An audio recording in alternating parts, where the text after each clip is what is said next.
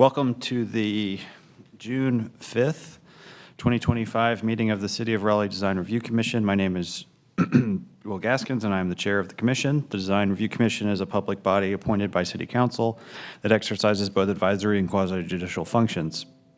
The commission's responsibilities relate to zoning and other land use matters, as well as the visual quality and aesthetic characteristics of the city. Today's agenda includes requests for design alternates from the city's Unified Development Ordinance. When hearing requests for design alternates, the commission sits as a quasi-judicial body and conducts an evidentiary hearing on the request. That means it is like a court hearing. State law sets specific procedures and rules concerning how this commission must make its decisions. The commission's decisions are constrained by the standards in the city's ordinance and the facts presented at the hearing. The commission hears and considers evidence presented at the hearing and applies the standards set forth in state law and the city's ordinance. The commission must base its decisions upon competent material and substantial evidence presented at the hearing. If you'll be speaking as a witness, please focus on the facts and standards, not personal preference or opinion. This meeting is open to the public and everyone is welcome to watch. However, participation in the evidentiary hearings is limited. Parties have rights to participate fully. Parties may present evidence, call witnesses, and make legal arguments. Witnesses may testify as to the facts to which they are competent to testify, so long as those facts relate to the legal standards. In addition, lay or non-expert witness testimony is limited to facts, not opinions. For certain topics, the commission needs to hear opinion testimony from expert witnesses. These topics include projections about impacts on property values and projections about impacts on traffic safety. Okay, we will now, actually, before we get to DA 3, 2025, if the attorney for DA 15, 2024 would come up. Yes, good afternoon. Yeah, so my understanding is we continue this case to today, and then I believe you'd like to request a continuance to the August 7th? Yeah. That's correct, yes, okay. Sir. Okay. Yeah. So moved. All right, now we'll call our first case, which is case DA 3, 2025. Casey, if you will introduce the hearing. Or Keegan, if you'll introduce the hearing. And before you start, if you will allow me to swear you in, do you swear or affirm that the testimony you will provide will be the truth, the whole truth, and nothing but the truth? I do. Thank you. So good evening or good afternoon. Keegan McDonald with Planning and Development. This is DA 325. It is an assemblage of lots located along Forestville Road and Buffalo Road that are highlighted here. Has a mixture of zoning, CX3CU, which is conditional use, so there's some conditions associated with the two northern properties, and then RX3CU, so slightly different designation there, along or across the assemblage. The development is proposed for 222 townhouses, and so this is somewhat unique in that this is not a kind of conventional townhouse subdivision, but many of these units will be located on a single lot. And what's at question today are a collection of design alternates that relate primarily to transportation and the driveways that are proposed along one of the internal streets.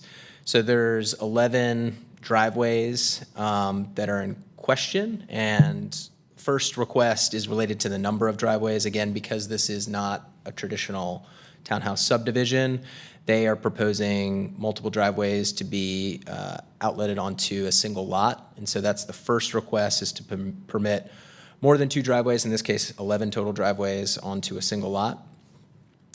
This comes from 835 C2C, which you can see here, relating specifically to residential driveways when they serve a maximum of 2 dwelling units. The second bundle of requests related to those 11 driveways relates to their width. So the requirement is that they be no more than 18 feet in width.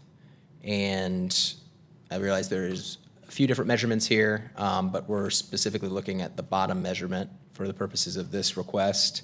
And you can see the measurement there, just under 21. I believe they're giving themselves some flexibility so when they come in for building permit, they don't get snared, but essentially they'll be a few feet over that minimum 18-foot width. And this comes from 835 C1B. The table prescribes minimum and maximum widths depending on what that driveway is serving. In this case, proposed on a local street and for up to 6 off-street parking spaces. Here are the design alternate findings for that section of the UDO. That the request is consistent with the intent of those sections, that the design alternate does not increase congestion or compromise safety, that it does not conflict with an approved or built roadway construction project adjacent to or in the vicinity of the site. And apologies, I think there might be one left off. I can pull that up if need be. And then the third sort of bundle, again, all related to these 11 driveways, relates to their length, or another way of thinking about it is their depth. So you can see the kind of 3 dimensions they show. Because of the street typology they're using, the right-of-way line is rather close to the driveway, or excuse me, the garage entrance. So measuring from the right-of-way to the garage entrance is about 10 feet 4 inches. And what you see there is a depiction on behalf of the applicant trying to show the distance to other critical elements within the right-of-way, namely the sidewalk, which will be just over 18 feet, and then to the actual curb, which will be about 30 feet.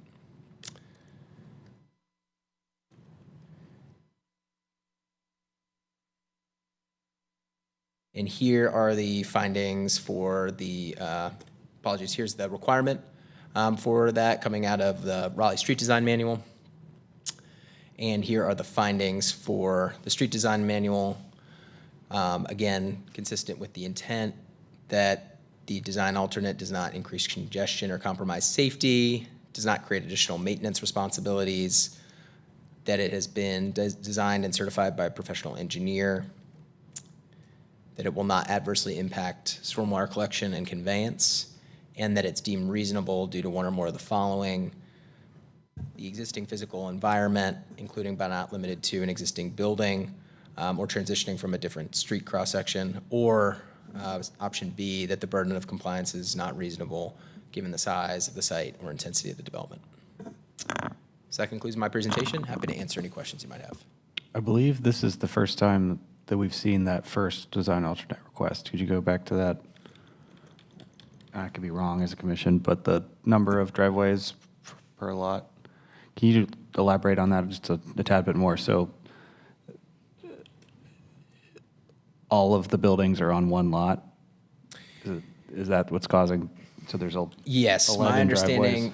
is that all of these particular buildings will be located on one lot because it's a, we'll say, condominium style development as opposed to a subdivision. And the standard that it comes from in 835 applies when it sort of defines a residential driveway as those serving a maximum of 2 dwelling units. So in this case, that is true. They're each serving a maximum of 2 dwelling units, but there just happens to be multiple of these 2-unit townhouses on one lot, as opposed to more conventionally, you have a duplex or detached house, each on their own lot. Got it. Okay. They're 2-unit townhouses. Technically, by the way our code defines it, but more or less a duplex as, the layperson might understand it. And I'll just gonna, if you ask a question, if you'll speak in the microphone. Going forward, thank you. Okay, thank you, Keegan. Yep. Okay, the applicant will now present evidence and legal arguments in support of the request. As a reminder, any evidence and argument must focus on the applicable standards. Before you begin, if you will state your name, address in relation to the case. Good afternoon. Michael Birch, Longleaf Law Partners, attorney for the applicant. Do you want to go ahead and swear in folks that may speak? Do you want me to do that at the front end? Sure. All right, great. So I'll be Megan Ledbetter with Taylor Morrison, as well as Travis Flewitt and Austin Jackson with Kimley Horn and Associates. Awesome. If you guys would just come to the podium, I'll swear you in at the same time, but. So if you would just, again, name, relation, and address, and then I'll swear you all in. Great. Austin Jackson with Kimley Horn, civil engineer of record on the project, 1070 South Main Street, Holly Springs. Thanks. Megan Ledbetter with Taylor Morrison, the developer of the project, 11450 North Community House Road, Charlotte, North Carolina. Thank you. Travis Fluitt, Transportation Engineer with Kimley Horn and Associates, 421 Fayetteville Street, Suite 600, Raleigh. Great. And do you swear or affirm that the testimony you will provide will be the truth, the whole truth, and nothing but the truth? I do. Okay. And I see, for the record, everyone signaling in the affirmative.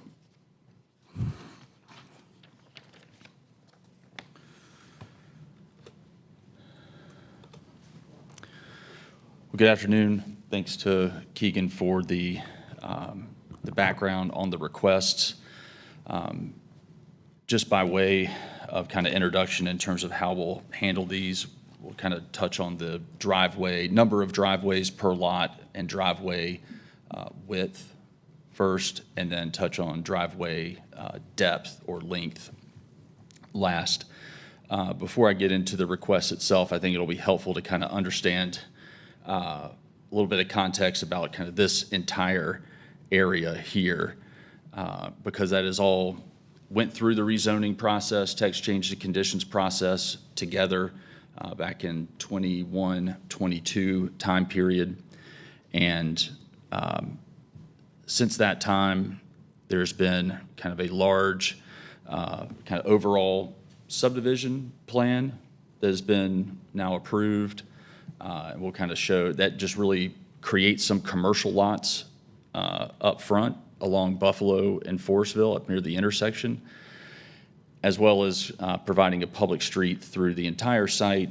And as you come south, that is where you have the residential component of the development. Let's see here. Yeah.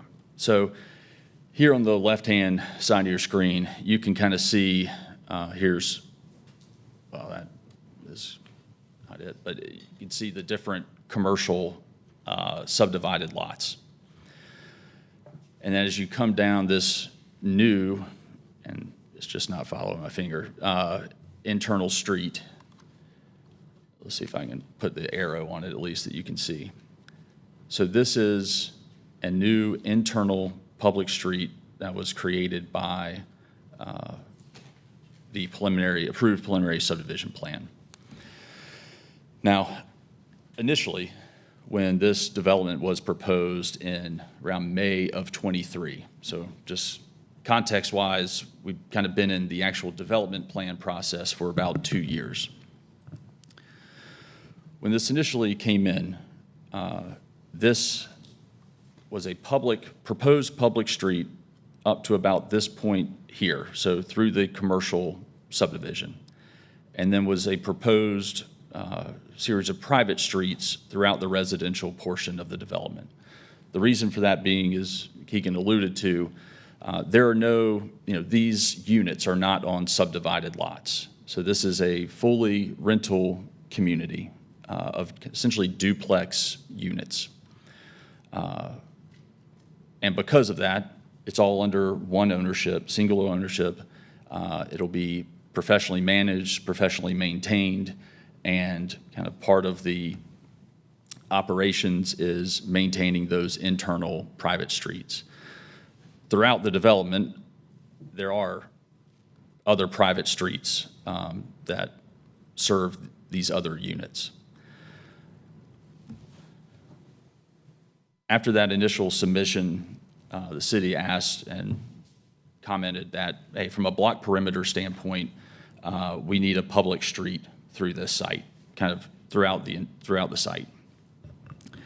At that time, the applicant did not seek a design alternate to the block perimeter standards in order to kind of be able to keep that street private. Because if this street was private, we would not be here with any of these requests because right, these issues aren't regulated on private streets. So the next submittal, they proposed a neighborhood local street for this segment that runs through the residential portion. City came back and then asked for an avenue 2-lane undivided, which has a wider right-of-way and also just a different street cross-section within that right-of-way area. The initial development plan also proposed parallel parking on both sides of this internal street. And we'll kind of get to why that's important and kind of why we're now here asking for some of these requests on one side of the street. The city came back and did not want parallel parking on the east side of the street. And if you remember one of the exhibits that Keegan pulled up, and again, we'll show it again, all of our requests relate to the east side of this street. So we have parallel parking on the west side.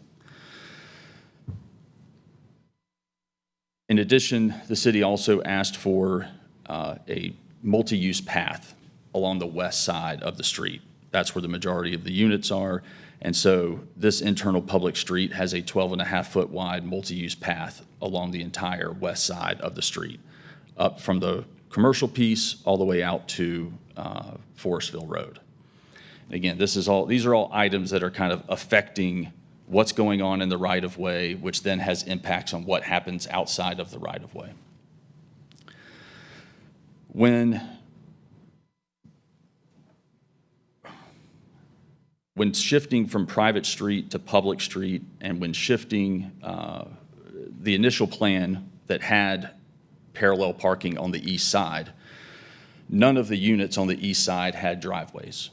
It was all going to be served by the parallel parking along the street, as well as some parking areas provided right off the street.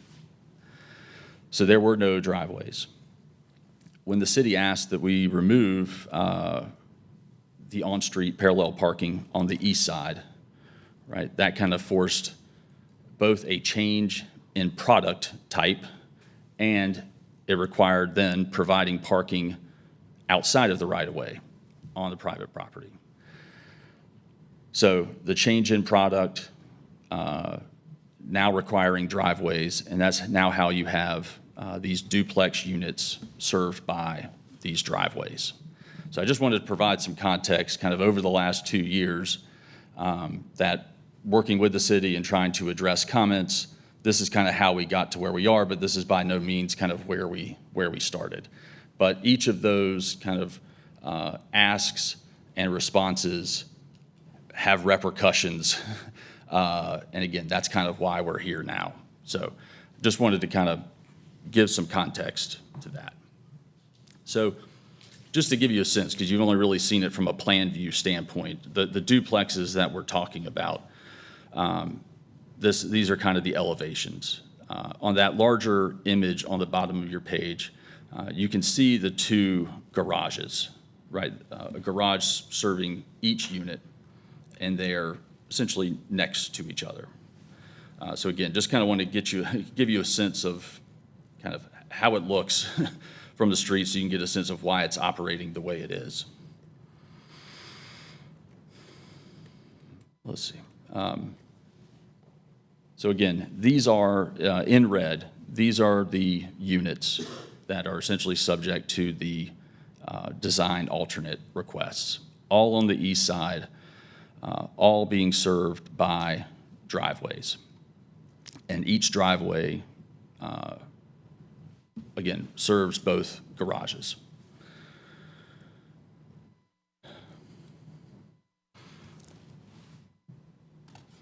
So I'll kind of get then to the first two alternates with regard to both the number of driveways on the property and the width of the driveway.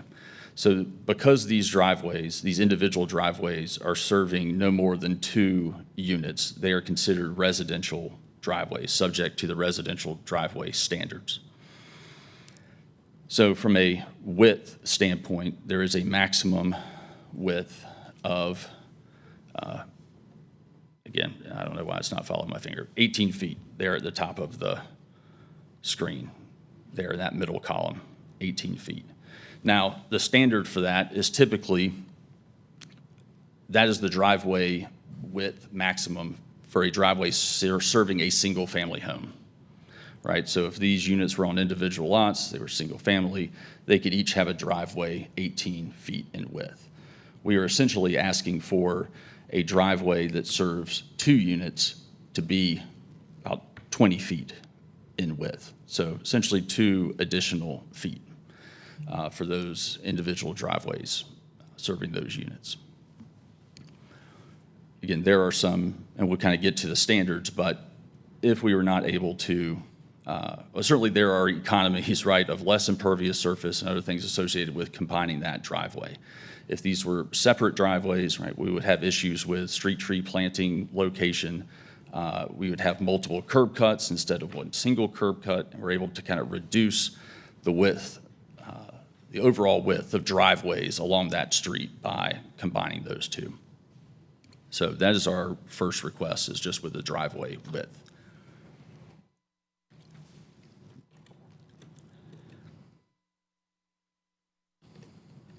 All right. The next issue or request relates to the number of driveways on a lot. Again, this essentially from this point here, all along this internal private street, all of this on the east side is one lot, or these units are all on one lot. So for residential lots, the standard is a maximum of 2 driveways spaced at least 40 feet apart. At the outset, I want to just highlight that all of these driveways are spaced 40 feet apart. So none of these driveways are closer to one another than 40 feet. As Keegan mentioned, if these were, call it typical townhome lots, or even if we were able to come in and subdivide kind of between these units, right, we would not have this request because each lot could have that driveway, regardless of what the actual spacing was between those. You may see townhome, subdivided townhome lots where the individual driveways are right next to each other, but they are separate driveways. Again, this is kind of a form over function kind of issue, but because all of these units are on one lot, we have to pursue this request in order to have the driveways located in number and in location, whereas we wouldn't need this if this was a typical kind of subdivided project.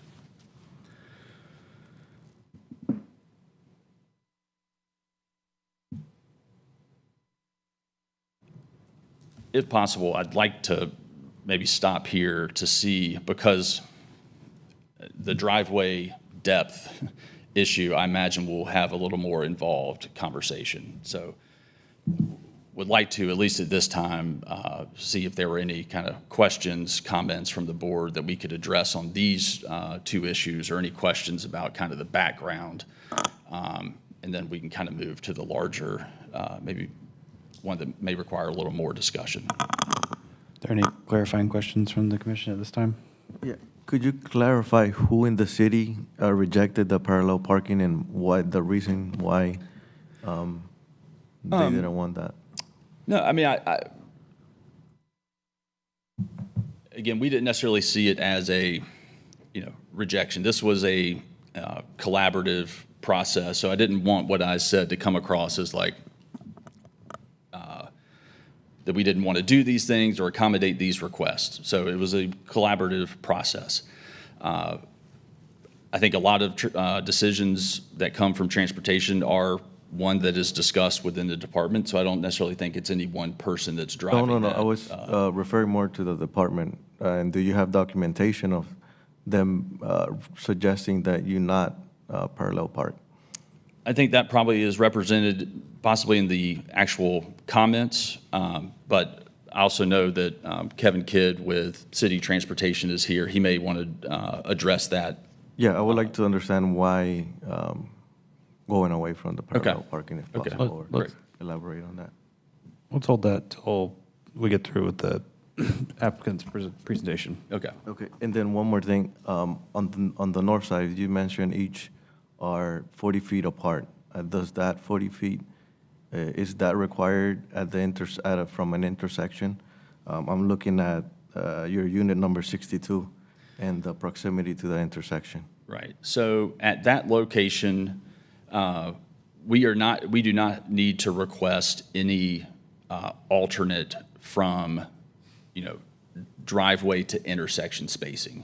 That is compliant with that standard. Okay, so that is fine with, Yeah, relative to that intersection Okay. here, just so I'm clear, we're talking about kind of this intersection here, and you're asking about the proximity of yes, this that's driveway. correct. Yeah. So that spacing is compliant. Okay, thank you. Yep, thank you. All right. Yep. All right. So the last item is driveway depth. So the standard is for essentially the front of the garage, the front of the structure, be set back at least 18 feet from the right-of-way line.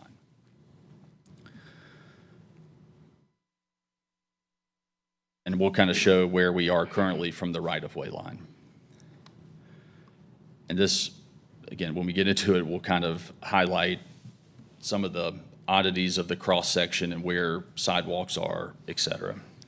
So let me, so here's the standard. Right-of-way line to face the garage, 18 feet. That's consistent with the city's standard dimension for a driveway, right? 18 feet in depth.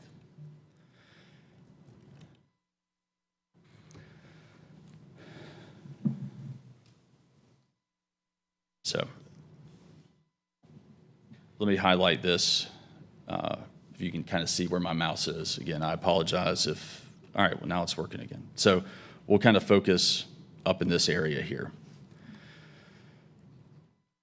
So from the right-of-way line to the front of the garage, we have 10 feet, right? So we're essentially deficient 8 feet from the right-of-way line to the front of the garage. And I'll kind of touch on what's driving the location of these structures, right? They're not here just by accident. There are reasons that they're located here. I think it's important to also understand the other dimensions that are at play here. So you have the 10-foot setback to the right-of-way line. And then once you're inside of the right-of-way, we have a gap of about 8.5 feet.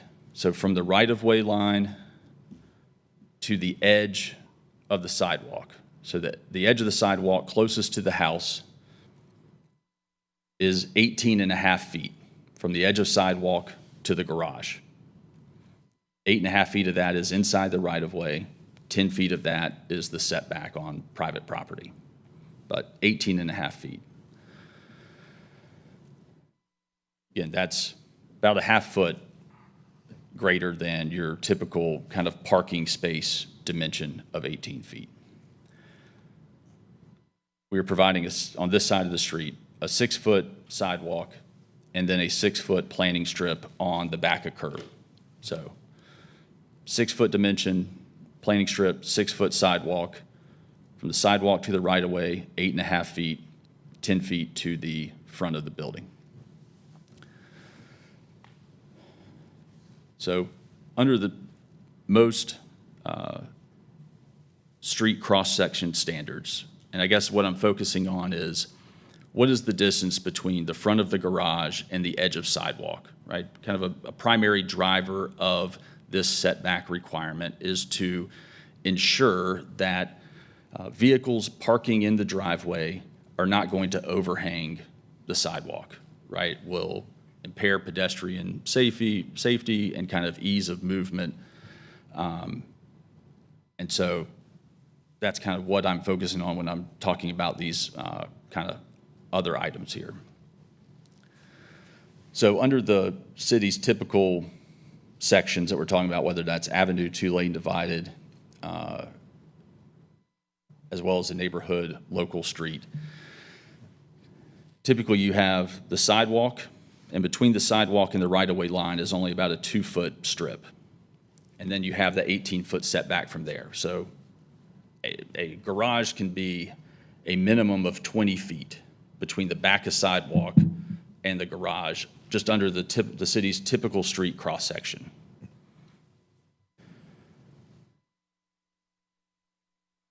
So where we are right now with these units is that we are 18 and a half feet away from the edge of sidewalk, essentially from the edge of sidewalk to the front of the garage.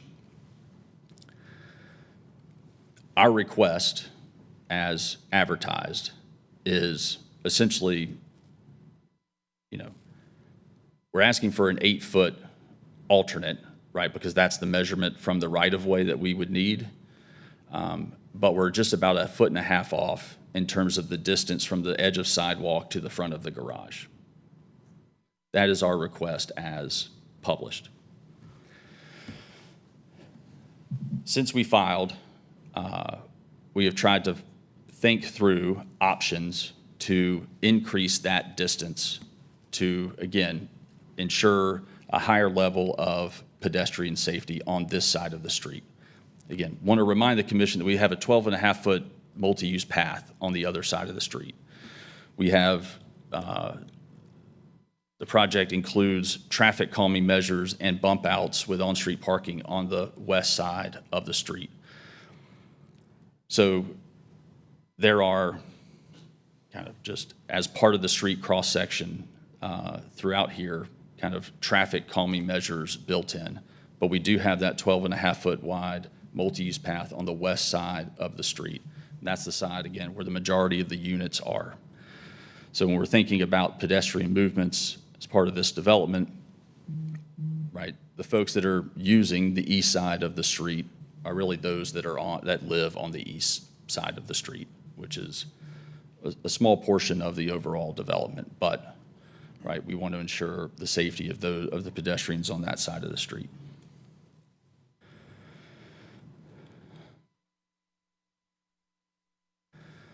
So one of the options that we came up with, essentially to increase the distance from the sidewalk to the front of the garage, really to ensure that no car that was parking in the driveway was going to overhang the sidewalk, was to essentially shift the sidewalk to the back of curb so that the planting strip was then on the other side. In that scenario, we then have about 24 feet from the edge of the sidewalk to the front of the garage. That's 4 feet more than could otherwise be provided if you just followed the minimum standards in the code, the 18-foot setback, and then the 2-foot distance between the edge of sidewalk and the right-of-way line under a typical section. So just want to be clear on how that we arrive at that 14 feet. It's the 10-foot setback. It is the 8.5-foot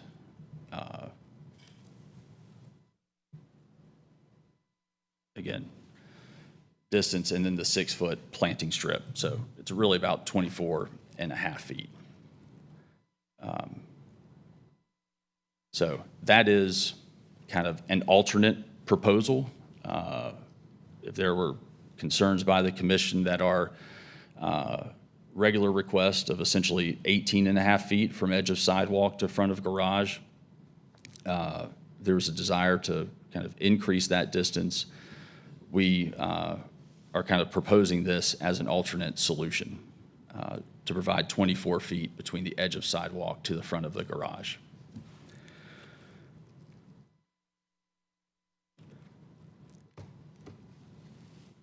I do want to speak to kind of why the buildings are where they are and just address on the front end, could anything be done to change the location or shift these buildings back from their current location?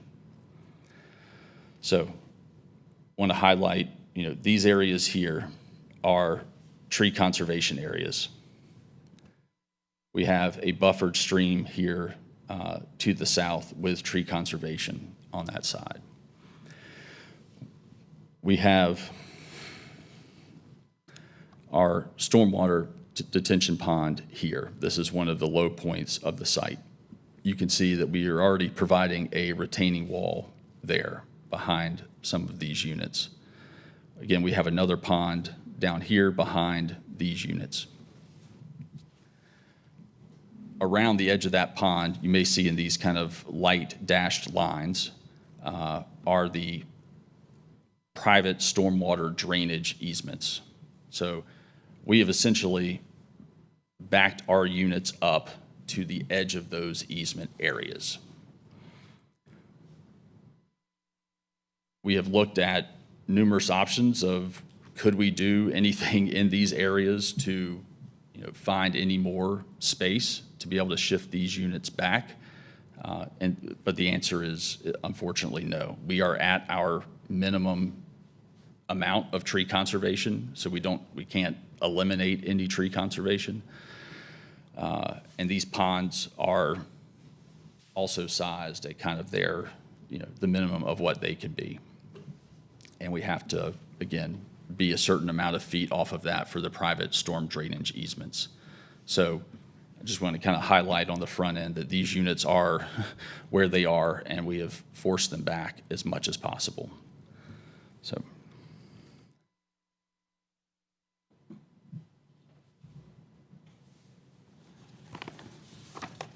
Again, in our application, we have spoken to all of the different standards and how these requests address the different standards for the types of requests that we have.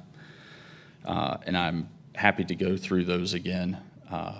But for all of these, again, for the first two in particular, where,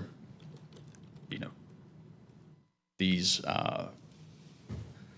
certainly from the number of driveways, right, we are consistent with the intent of those regulations, because if we were subdividing these, this is what we could do. These are already spaced 40 feet apart, consistent with the regulation.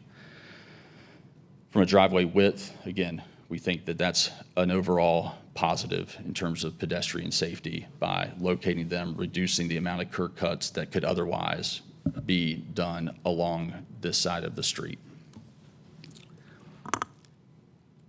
And then for the driveway depth, again, we have environmental constraints along the east side of the property that are forcing the building location.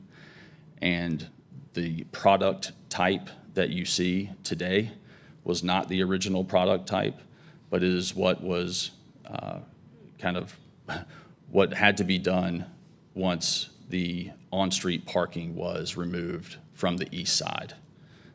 Right, kind of parking elsewhere had to be provided, and so we were having to provide that on private property. So our team, entire team is here, both the civil engineer, the traffic engineer, as well as the developer of this subdivision or residential community is here to address any questions the commission may have. I do want to highlight, because this alternate request, after discussing with staff, flipping the sidewalk and the planting strip would actually require a design alternate.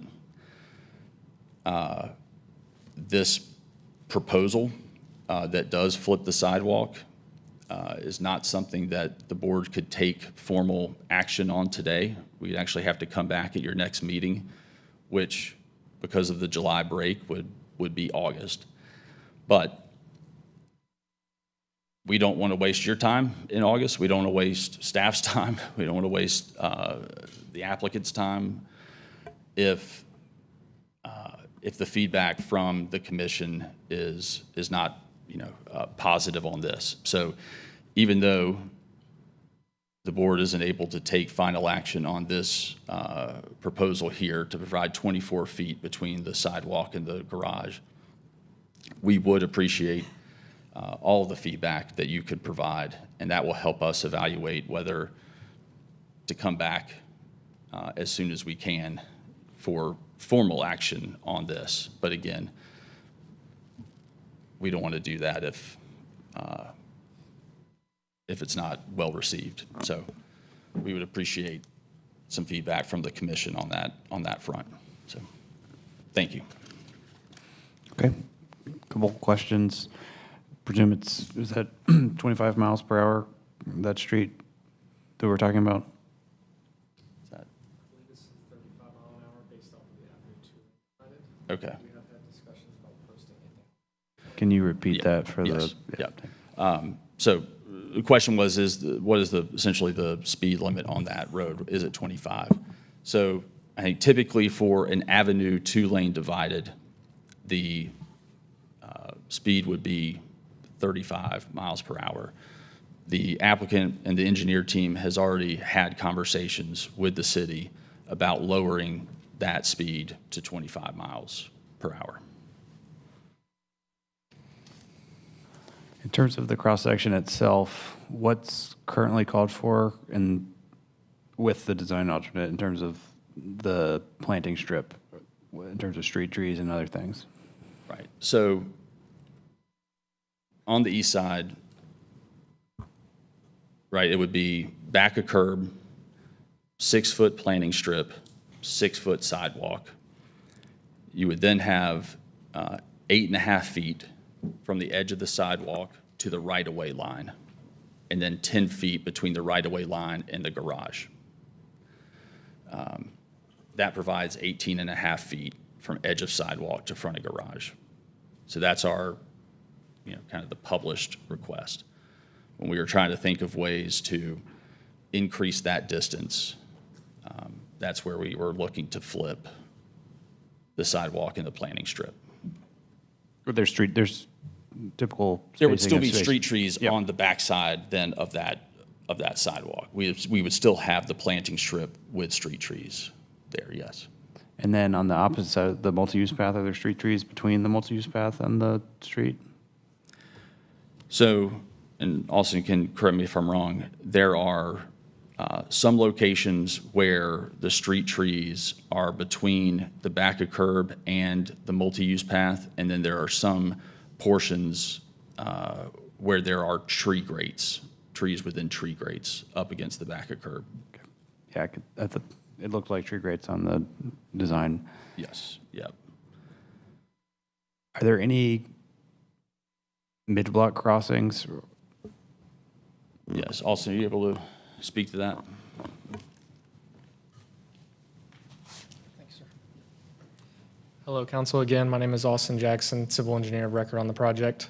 To answer your question about the street trees, yes, there is an approved landscape plan as part of subdivision case 80/2024, which doesn't supersede, but is the initializing subdivision for this property showing the infrastructure of Yardley Village Road, the main road in question here.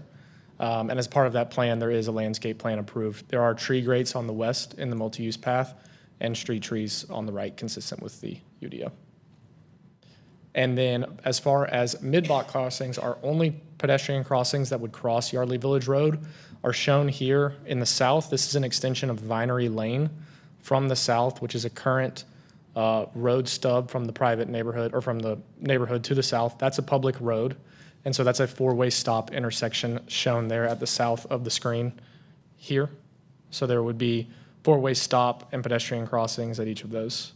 The other 4-way stop is in the northeast corner as you travel north to Buffalo Road. Yardley Village Lane is, again, this main road in question here, connects back to Buffalo Road just to the northeast off of this page. That is the other 4-way stop with pedestrian crossings. Have you, did you look at all at any mid-block crossings at any point in that length between those two intersections? Yeah, this is consistent with the city's UDO, and has been, again, approved as part of that subdivision, SPR 80/2024 for mid-block crossings. Yeah, thanks. Just, Will, in response to that, I think there were some evaluations. You'd see some bump outs, right, at some of these driveways that are on the west side Yep. of the street.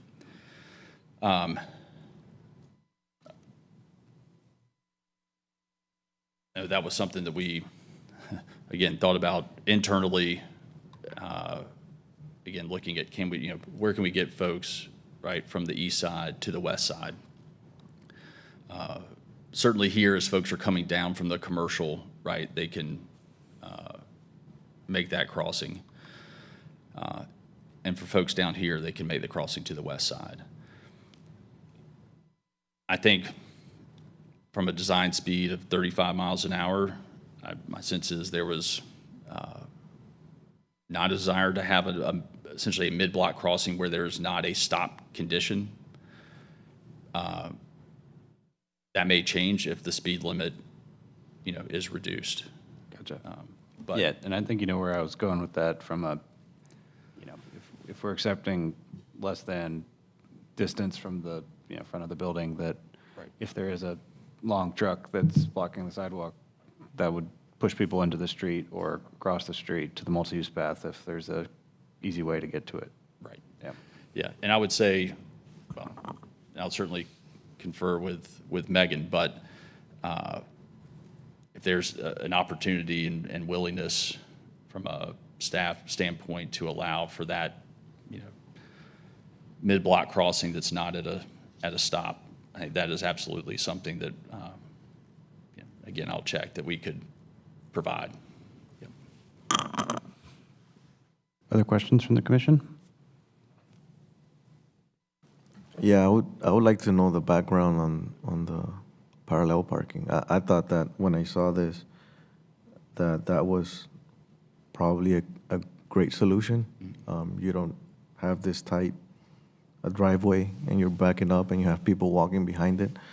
I'm not just thinking you're overhanging, but that you have somebody behind it. You have two homes. You're probably going to have two cars, two separate families, and I don't know how many bedrooms, Right. 2, 3. So you have a family, and when you get in your car, you're not going to have a lot of visibility behind your car. So I appreciate that you extended the sidewalk, and that you proposed that. So when I looked at it and I saw the parallel, that's your ideal condition where you don't have your sidewalk behind the car. And it would be the only homes with the sidewalk behind it. I mean, you have homes on the west, and I'm looking at Plan West, that you take a walk and get to your units, right?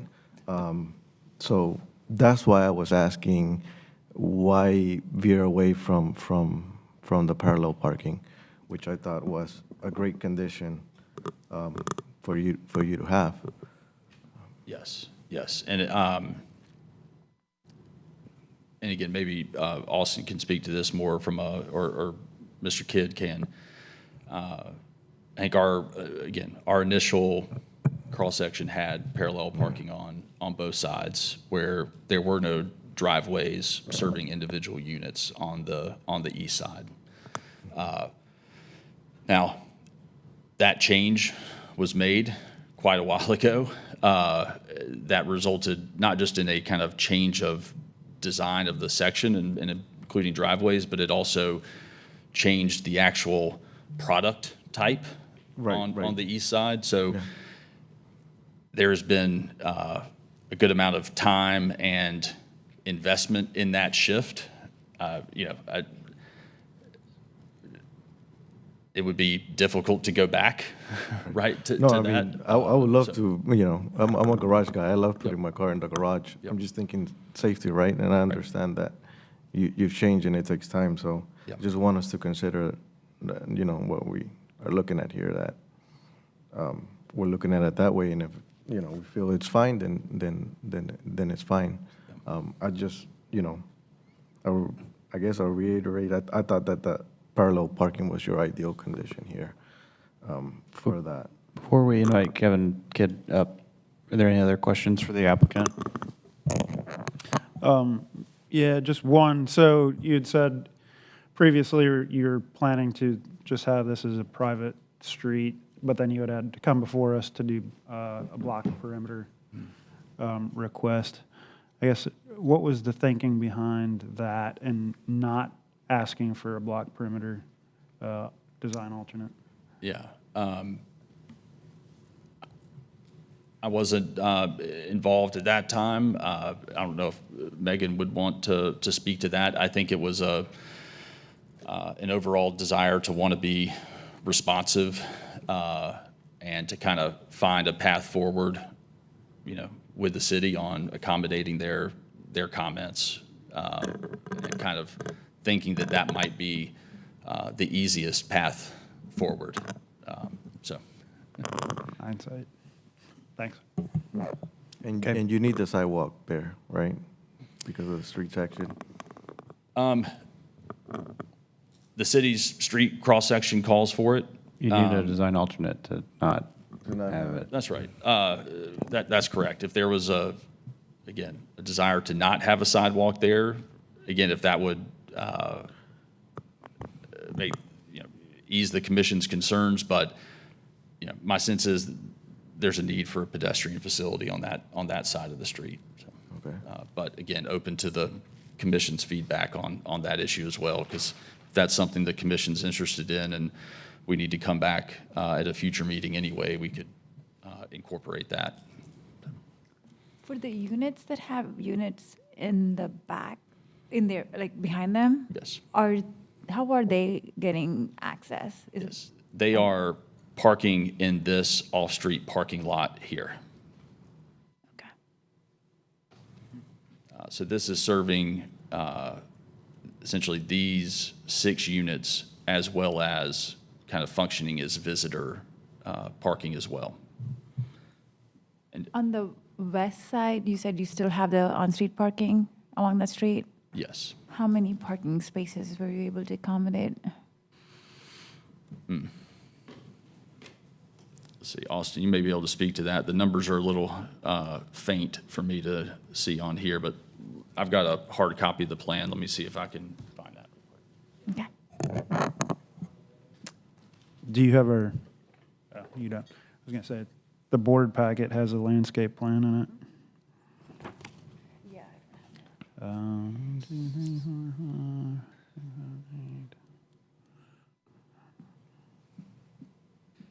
Yeah, it's a little hard to tell. I think the number up kind of in this area here That's 10. is about 10, and then there appears to be maybe 7 in this segment here. That's right. This is probably similar to that 7, 8. You Yeah. got 8 there. and then some in that curve there. There's about 35 total, give or take, along that. Yeah, but as you can see, right, in these areas, particularly these middle units right here, right, I mean, a lot of these spaces in this area here are serving a lot of the units fronting here, so a lot of these off-street spaces are, will be utilized by and needed by the units on the west side. What's the overall parking ratio? Overall parking? You got 222 units. Yeah, it's about 2 spaces per unit. How many total parking spaces do you have? Okay, it's about 440. That's based on a unit count of about 220. Actually, I have it. Let me see. Says you have 316 on your zoning. Well, I don't believe that counts the on-street spaces. Got it. Yeah. Perfect. What is the approximate size of the stormwater pond on the northern side? What, here, also, Area, I mean. one second, you'll address that.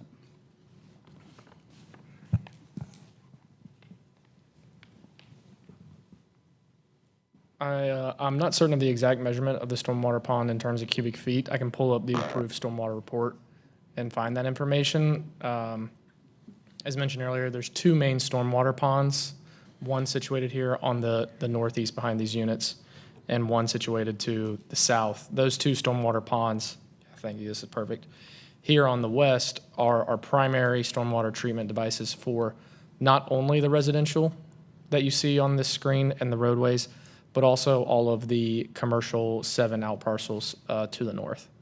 So each of these lots has an approved maximum impervious surface that those wet ponds are designed to treat and attenuate per city standards. Okay. I think that's all the questions for the applicant for now. Kevin, if you wouldn't mind coming forward. And while he's coming up, are there any members of the public here this evening who would like to speak? And I'm seeing none.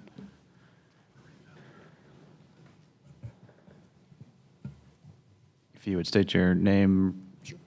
Kevin Kidd, I'm with the Transportation Department. I'm the Development Review Manager. And do you, hold on one second, sorry. Do you swear or affirm that the testimony you'll provide will be the truth, the whole truth, and nothing but the truth? I do. Thank you.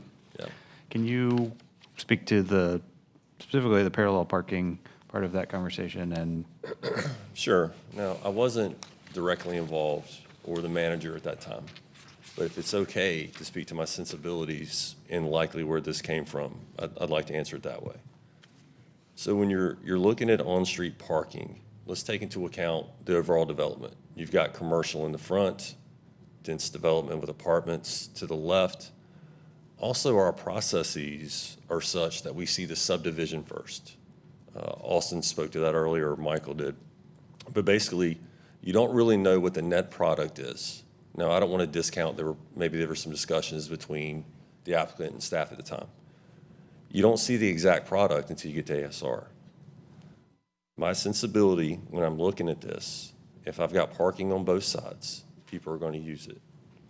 If the main density is on one side with an unknown use, you've got folks walking all over the place, right? So you want to be considerate of that when you're looking at these. My guess is that's where we started with that. I've got a few other thoughts with crossings, if that's part of the question, if you'd like me to elaborate on that. I do think it's related to the on-street parking not being there. Yeah, I would love elaboration on that. So on the parallel parking, you're saying you believe it was staff's recommendation there or asked there to remove the parallel parking because it would better service? I hate to speculate. I Yeah. really do, especially in this forum. Right. So what I'm trying to stress are my sensibilities. Maybe we could call Michael up again or Austin to discuss it. Was there conversations about maybe there was going to be driveways on that side anyway at the time? I don't know. But I know we usually don't put parking spaces where we don't know the use on one side. You know, there's a thought process why the multi-use path is where it is, I'm sure, right? It goes all the way up to the street, the public street, if I remember right, for the commercial aspects. Yeah. So that's my sensibilities. It seems like there's right-of-way width for on-street parking. I do believe there is. Yeah. Yes.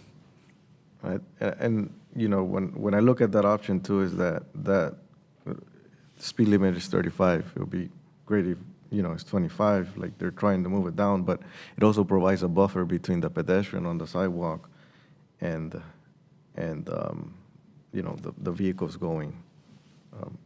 I thought it was a much nicer condition. That's why I asked the question on why, you know, going. I understand. Is it okay if I speak towards process on the speed limit? Sure. That would help the group. I agree with Michael when he spoke. Or Austin, there was some collaboration about the speed limit. I've been able to find that on the plans. So if you look through your packet, you'll see some information about 25 miles per hour. Council has to approve that. We have to ordinance it. Otherwise, RPD can't enforce that speed limit. Got it. So it would come in as 35 unless council takes. Right, and typically what we would do that at construction drawings, better known as site permitting review. Okay. And we would involve our operations staff as a subject matter experts and evaluators, much with mid-block crossings, being the same. And then you mentioned elaborating on crossings.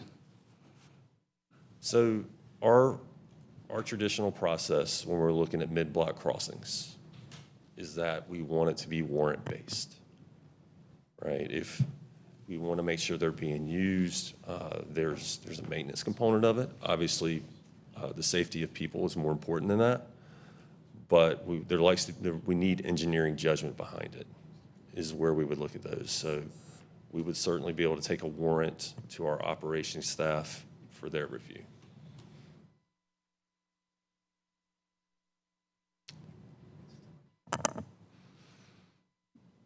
Other questions for Mr. Kidd? What are your thoughts on moving the sidewalk to the back of curb? I think the difference is negligible. The 18-foot rule is based off the average size vehicle. Yep. It's pretty obvious to everyone here if you park perfect right up against the garage door. Do I think there's slight benefit to maybe using it if you have a stroller, maybe more limited mobility? The fact of the matter is, if the sidewalk's where they're showing it on the plan now, and it's blocked, people are going to walk behind the back of curb and then back onto the sidewalk and keep it moving. Street trees are where they are because it's a more inviting pedestrian experience. It's part of our complete streets model. So if asked specifically, which one is the safer movement, look into that question. Being further from the street is safer. Do you feel that this is the safest, this design alternate in front of us is the safest design proposed for this configuration? I think like minds could have a great debate over this. Or let me ask that a different way. Do you feel like the design alternate requested cause, undue safety conflict that there's an alternative design that's been discussed that could, ameliorate? Is it the request before us or the consideration that Michael asked with flipping the sidewalk? I'm not trying to be speculative, I'm just trying to make sure what I'm answering. Yeah, I'm asking about the design alternate we're reviewing today, not the alternative, unless that's what you specifically were referring to. The pause I have is no sidewalk. The additional concern is the sidewalk on the back of the curb. I don't think there's a specific answer that speaks to ensuring safety of pedestrians. It will be a concern. The multi-use path will be more inviting. There's more density there. But I don't find either scenario to be the safest if I have a stroller, a walker, a wheelchair, what have you. So those are my 2 cents. And there are no other alternatives that could be considered here? I don't think removal of the sidewalk's an option. I don't mean to sound that as contradictory to my statement I just made. I think putting the sidewalk in the place it could be best used would be something for consideration. Yeah, so if this is designated 2-lane avenue undivided, it's kind of like a hybrid cross-section that we're dealing with here, because doesn't the 2-lane undivided have like a multi-use path on both sides? It would. So what you have here, you've got the multi-use path that's on the back of the curb, on the other side as well. This feels like an attempt for looking at and taking into account the commercial component and the density being more fitting of a mixed-use street. The Avenue 2-lane undivided doesn't come with parking. It's more bike lanes, right?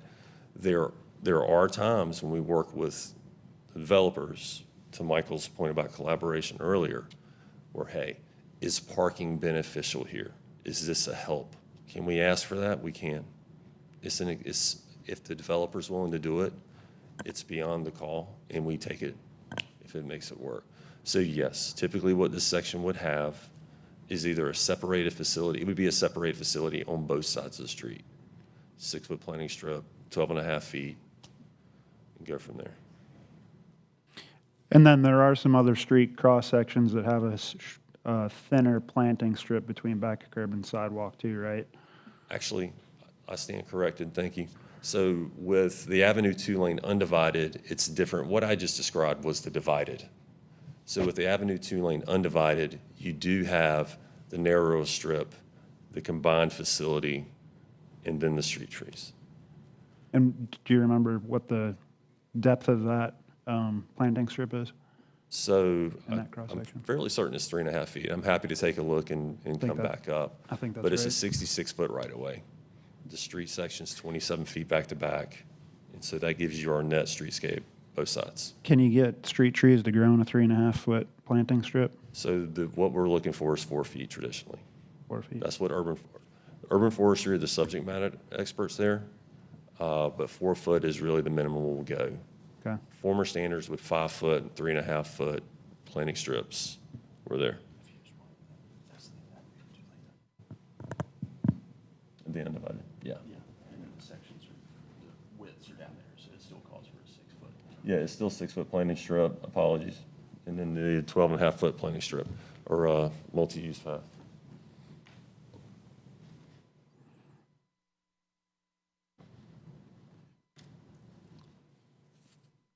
Yeah. Any other questions?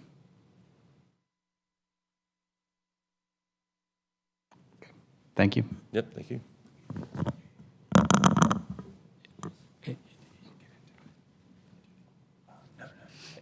Anything further from the applicant? Yes. And I acknowledge Kevin was not the primary reviewer during this time, particularly when all of these conversations were happening about what the cross-section ought to look like. But just in terms of kind of addressing what was said early when Kevin was speaking about kind of when the subdivision's being reviewed, not knowing the use versus when the ASR is.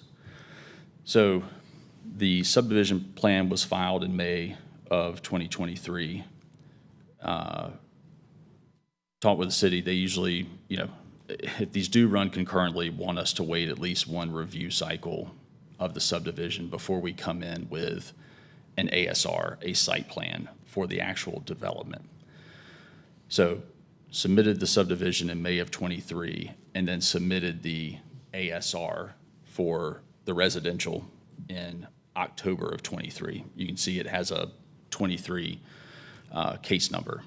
And so these were being reviewed pretty much simultaneously. They were in review at the same time, and we had similar reviewer on the subdivision and the ASR. And when we were having conversations with transportation staff over the cross-section, et cetera, it was kind of in light of both, right, the pending subdivision plan as well as the proposed use, the residential use here. It was also in light of what at the time I believe was also some pending ASRs for commercial to the north as well. So I wanted to kind of speak to when these conversations were being had, it was with the understanding of what was going to go here.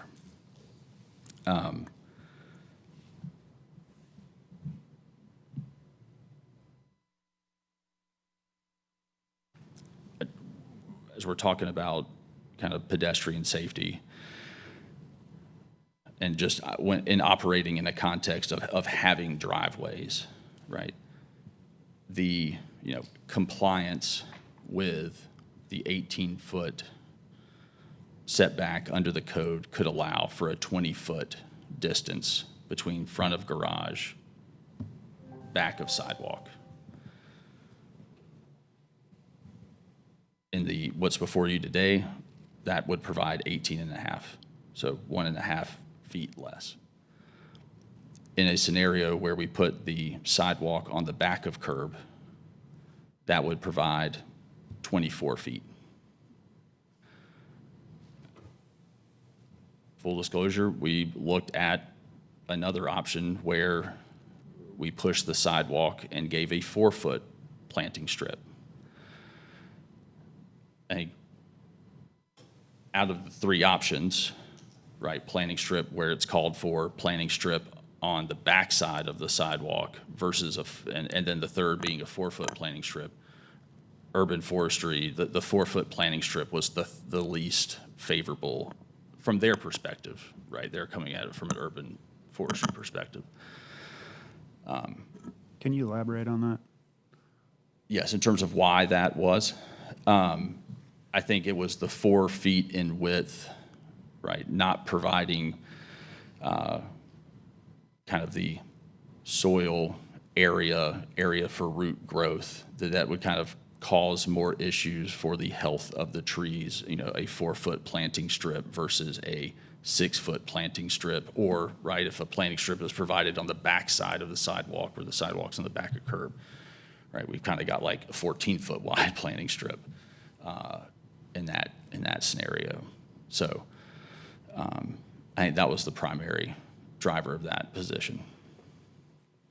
But again, in terms of trying to be solution-oriented, just wanted to let you know, we were trying to kind of put everything on the table to find something that was palatable, that balanced urban forestry, that balanced transportation. So, yeah.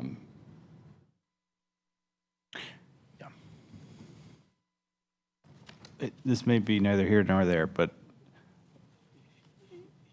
pursuing parallel parking is no longer possible because that's the adopted street cross-section now? Among other things, my understanding is going back to parallel parking would require opening up the subdivision case, which has been approved and for which SPR site permits, I believe, should be issued any day now. Got it. Yeah. Can it be an amendment to that permit? Yeah. So I'm hearing from Megan that also the shift in product that occurred right when the parallel parking went away, that You're already down that path. yes, and have been down that path for a long time. So, Okay. yeah. Enough said. Oh, what? There was a question earlier about mid-block crossings, and just want to reiterate applicants' willingness to provide mid-block crossings where appropriate, understanding that there might be some action there, but also happy to, if the DRC, either as part of the current request or an amended request, wants a condition related to providing mid-block crossings, right, kind of in a scenario where the speed limit is reduced, we are 100% willing to add that. Okay. Any other questions or anything further from the applicant?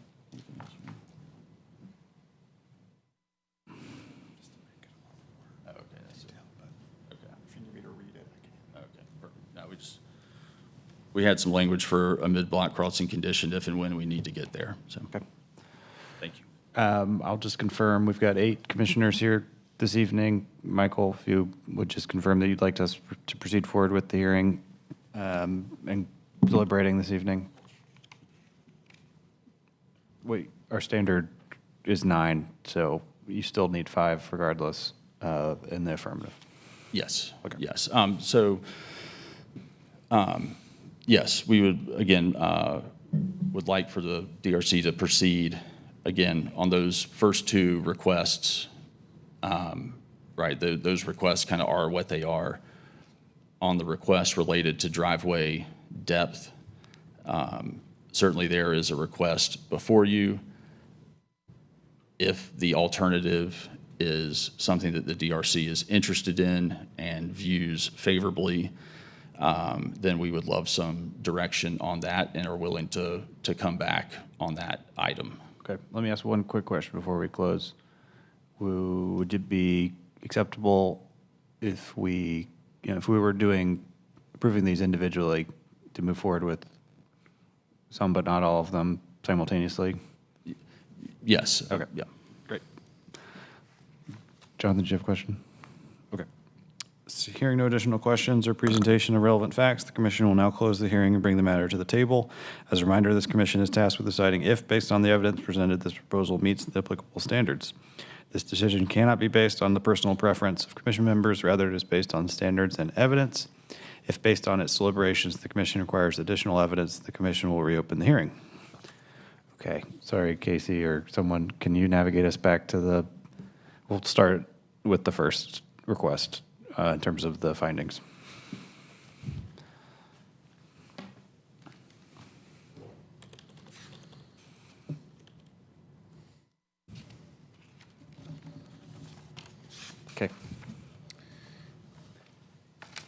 And I think finding 4 got cut off, but I can provide that verbally if that's helpful. What's the fourth one? So the fourth is that the design alternate is deemed reasonable due to one or more of the following. Given the existing physical environment, compliance is not physically feasible. B, compliance would not meaningfully improve connectivity. C, compliance is not compatible with adjacent uses. Or D, the burden of compliance is not reasonable given the size of the site or the intensity of the development. So I'm going to speak first, and I'll say, I love your thoughts, but the first and second request, I feel like, go a little bit together, and the third maybe is a slightly different. And by that I mean the number of driveways and then width of the driveway. So for me, hearing 40 feet spacing, which would be the typical between driveways, if it were segmented lots, that to me satisfies the 11 driveways on one lot thing. But I would welcome other thoughts, and I think that's met in the findings there in terms of not being a reasonable requirement. But Agree?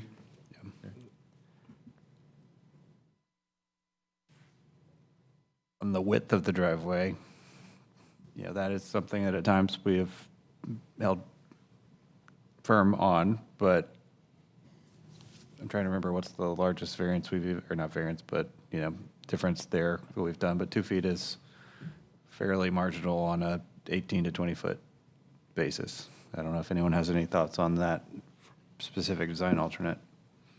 Looking at you, Shravya. No. I mean, particularly when 18 feet is meant for single-family residential, and now you've got 2 together. I mean, think about if they separated the garages and you've got twice as many 18-foot driveways. That's right. Yeah, I think you'd be hard-pressed to be able to tell which driveway is 18 versus 20 feet. Yeah. I got no issue with that.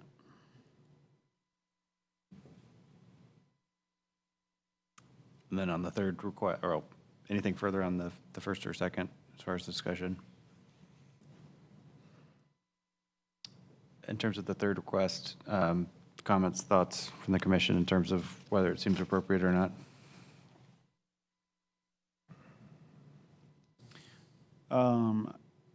I've got another question for the applicant. We open it back up. Before we open it back up, any other thoughts from the commission before we do that? I mean, I still think that the parallel parking would be the ideal condition. I question the 18.6. I know we said it's, 1.6. I think a foot in dimension makes a difference, even if we don't notice. Those are my thoughts right now.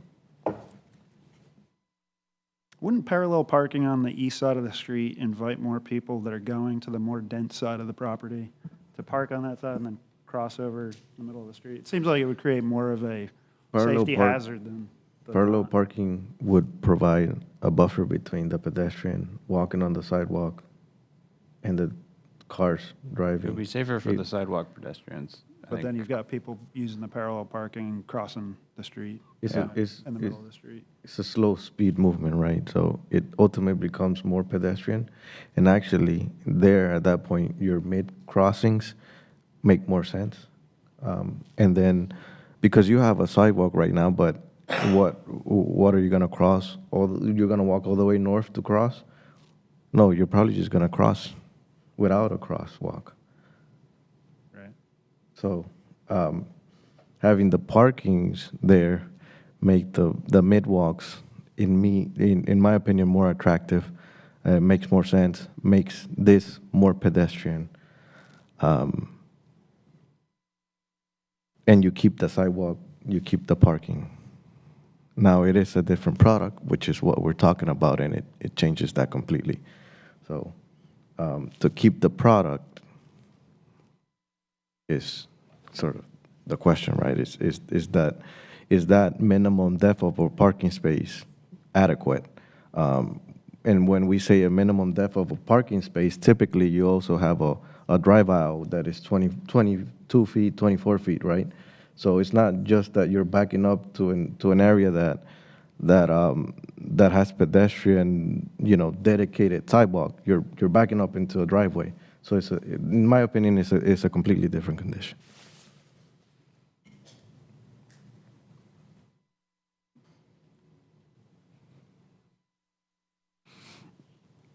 I totally hear that. I think there's a lot of permutations here that we could spin our wheels on. Addressing something different for a second, I will say personally, I do not find the alternative of pulling the sidewalk to the curb to be preferable No, of the two. I agree. I mean, just to help with your argument, I guess, usually the on-street parking is also seen as a traffic calming. It is help seen as a traffic calming. Yeah. I mean, it makes the space tighter and makes the congested so that the cars slow down. So, Mhm. Yeah. I would really like to understand what caused that change. I know there's a history that the transportation department is not connected with, but I'm hoping the client side, someone can shed some light on it, on why that changed, and what does that mean for the property type that was initially looked at. So I'm just curious to understand what changed. Because we don't want to impose something maybe that's such a drastic difference from what they've already kind of worked through.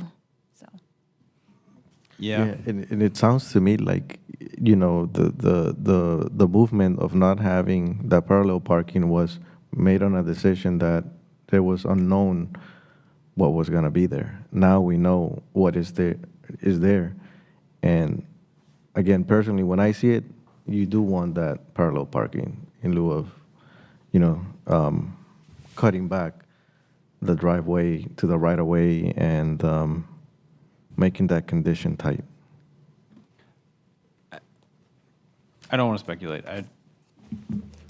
I think I'm willing to accept the parallel parking design may be moot at this point, given how far down the path they are. And what's in front of us is the design alternate that's in front of us tonight. But I do think there are, I don't know if they're equal or not, arguments to Chris's point, if you did have parallel parking, where the majority of the density is on the other side of the street. So you could have a lot of people that are immediately crossing the street after parking their car, which may not be the safest condition, as well as for the people that are living and renting those units, more challenging for them to actually park close to their building, which could also, add to some safety elements there. So I can see it lots of different ways. Chris, do you still have a question for the applicant? I do. Okay.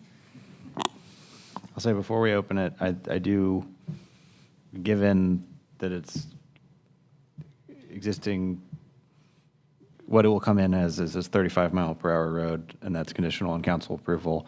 And then until there's a 25-mile-an-hour, then it would potentially be warrantable from a reviewing mid-block crossing. That the multiple steps of that makes me a little hesitant from a condition perspective of just it getting complicated in a way that could be hard to navigate in practice. But I don't know if you guys feel differently about that.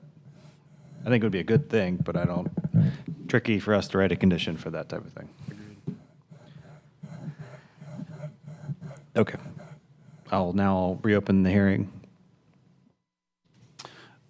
So, just curious, we've got a site that's like a quarter-mile across, and we're talking about 8 feet. What is the reasoning for where that internal road is located, and why can't it be shifted to the west? So I'll address the second part of that question first. And this also, I think, addresses the parallel parking issue and kind of why that is what it is. So the changing the location of the road would require, well, there's an approved subdivision plan that essentially the road was approved with and as part of, where that road was, largely designed, right, located, and that subdivision has been approved, and essentially SPR and site permits for that have been approved, which kind of locks in that road, particularly the location. That is, I think, also what drives the inability or impracticability of going back to a parallel parking situation on that side of the road. So not just about product change that was made 18 plus months ago, and all of the changes, design changes to the plan that were then necessitated by that.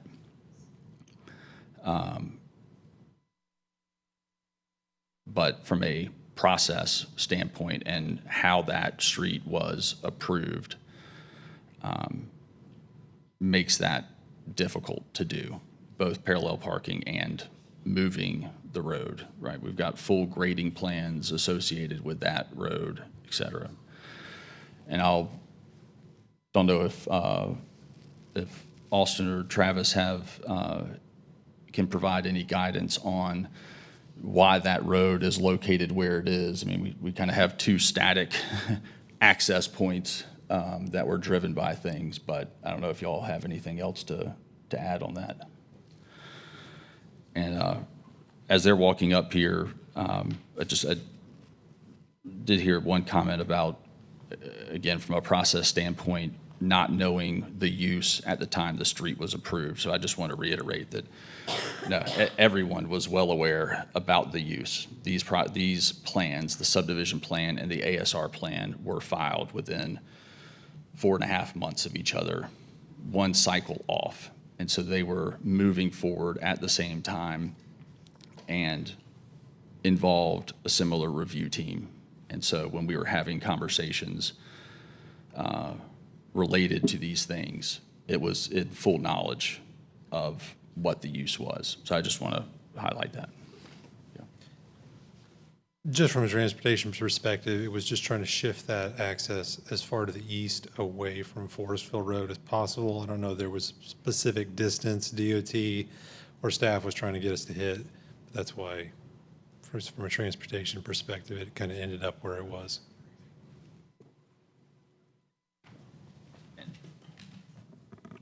And again, just to reiterate, when that subdivision plan was filed and as it was going through review, it obviously got approved first and was, approved at a time where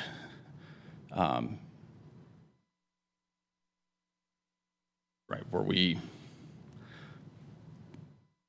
had already made the product change and at the time didn't know that these things needed to be further back, right? So there was just, even though these things were going through at the same time, I think there was not understanding some of the unintended consequences or ramifications of making changes, whether it was from private street to public street, whether it was from neighborhood local to Avenue 2-lane divided, whether it was adjusting the street cross-section of Avenue 2-lane divided, whether it was removing on-street parking from the east side. Again, what we have tried to bring forward, understanding kind of what this project has been through, the changes that have been made,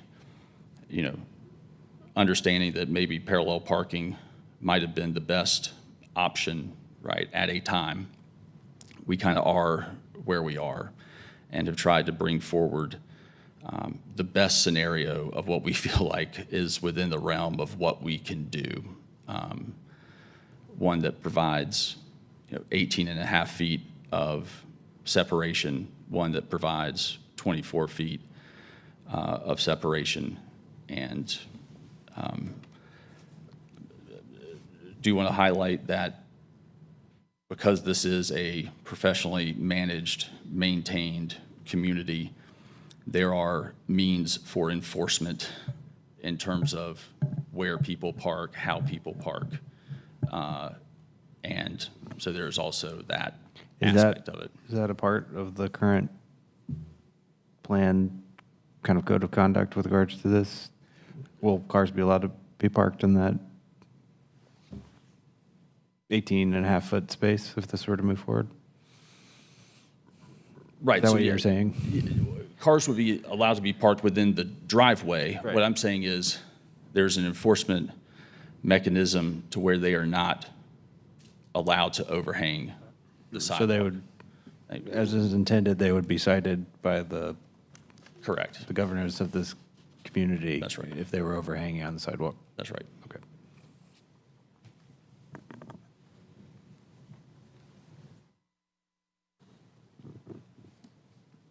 Any other further questions from the commission? Okay, we'll now reclose the hearing and bring the matter to the table.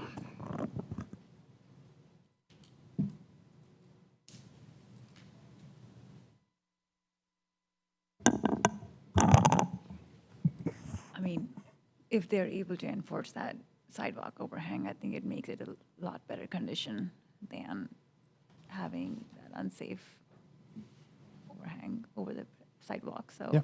if that's an option, I think it makes things much better. Yeah, than that's a what we- positive. Yeah. I mean, is there any consideration instead of a 6-foot planting strip going to like a 4-foot planting strip? I'm not the landscape architect in the I know, room, we so- don't have our landscape architects and we don't have forestry here, so it's kind of hard to weigh in too much on that. Yeah. I mean, even if you still had a 4-foot planting strip, The other side. you could still shift the street trees to the other side of the sidewalk. There's enough space there between the back sidewalk and right away to do that, and you're still getting the buffer between the street and the sidewalk. Because I know, so 18-foot length driveway is minimum for city standards. A lot of cars, especially big SUVs and pickup trucks, are getting longer than that. So chances of cars hanging out High. into that sidewalk area are pretty high. Yep. Even if they are like able to enforce it and give citations. And would that extra 2 feet be worth it? From parking in a tight parking deck downtown, 2 feet is worth it. It is, but I think you'd still run into the same issue, right? You'd still have cars overhanging. And I think Kevin alluded to this, that 6-foot planting strip is likely the most likely relief for someone to walk around an overhanging vehicle and still have a buffer from the curb. And you've also got your street trees between the sidewalk and the road, providing additional protection for the pedestrians. Sure, yeah, true. I mean, this has definitely been one that the commission in past has had more challenge with approving, even in a small delta, just out of safety in this case. And I will say the additional width of the driveway also means that it's double loaded. So that adds some additional magnification of that length of the driveway, because you'll not have 2 cars side by side. If you're backing out, you won't have as much of a view shed as you would if you were just a single loaded driveway. So there's definitely a compromising of safety challenge to this. It's just, from what is presented, it's definitely the least of all evils, at least in my perspective.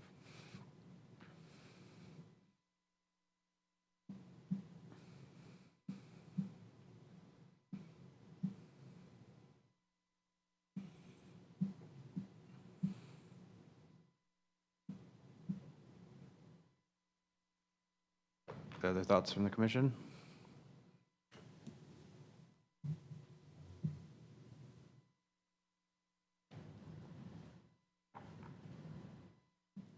I mean, I'll entertain a motion.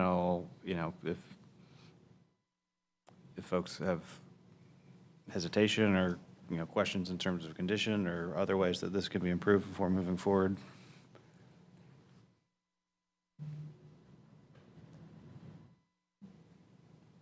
or whether any of this needs to be looked at further before taking action. No, I mean, I think the intent's there in my mind. You got a 6-foot planting strip for safety, street trees in the planting strip, then a sidewalk on a regular single-family house with an 18-foot long driveway. They're getting 18 and a half feet from back sidewalk. So the intent seems like it's there. I wonder if we'd need to include a condition that ensures that something's written into the covenants for the neighborhood for enforcement, that cars won't overhang. Yeah, and I don't want the city attorney to weigh in on, does that seem reasonable from an enforceability perspective if we were to condition that to be a requirement in the governance of the community? In my view, it's certainly reasonable. And then, I don't know that I would make this a condition. I think I would more just make this a recommendation that both the applicant and staff, follow up on this from a, whether it's a warrant or petition, whatever it is, in terms of lowering street speed as well as considering, mid-block crossing. And if we need to gather feedback on that, I'm open to that. But I think that would be another material way to improve safety along this.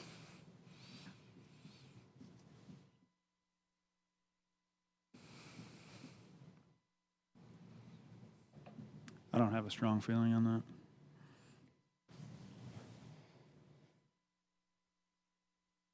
There's a big difference between 35 and 25 miles an hour. Yeah, no, their truck, yeah, no. I don't know how we send a How we message to refer that? council. Yeah. Well, it's That staff. says, yes, we would. Yeah, ultimately, it's staff who would bring that recommendation to council. Yeah. And the applicant in terms of making that petition, so. Yeah, I would be in full favor of it being reduced to 25 miles per hour. Just don't know that we could put any formal condition on it. Do you have any opinion on, best means of going about that from not conditioning it, but referring it? Yeah, I mean, it's certainly appropriate to make a recommendation Okay. and ask that staff take it forward. Okay, I'm going to reopen the hearing for a second to get feedback from the applicant on, to the extent that there could be conditional language there, what might be acceptable. Yes, certainly, one from an enforcement standpoint certainly would be in the rules, regulations, operations of the community for enforcement of that. With regard to the mile per hour reduction, I think that is something that, right, I mean, we're kind of at ASR level right now, almost through that we would make that request as part of the, SPR process and make it as early in the SPR process as we can. Just to recall that the applicant is the one that kind of initiated that conversation. So this is a desire of the applicant to reduce that speed limit. So make that request, understanding that that's ultimately got to kind of go through staff to get to council. And then again, if there is that action on the speed limit reduction, a willingness on the applicant side that as part of the SPR process, assuming staff would approve it, provide a mid-block crossing, right? Because if that speed limit is down to 25, again, that's something that we can incorporate into our SPR plan set. I mean, just to be clear, there's not a requirement that the speed limit be reduced to 25 to enable a mid-block crossing. I don't believe so. I think that's just from a staff, standpoint or preference, Do you have any language that you would Yeah, I think we've prefer got, in terms of a condition on the enforceability?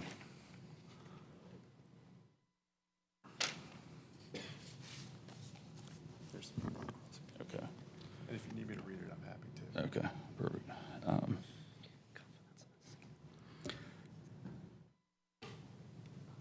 I'll say this, as part of the initial SPR submittal, the applicant will include a request to staff and city council for reduction of the speed limit from 35 miles per hour to 25 miles per hour.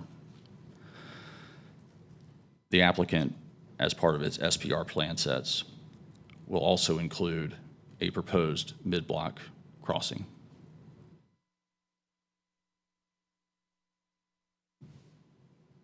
So I think that's on that issue.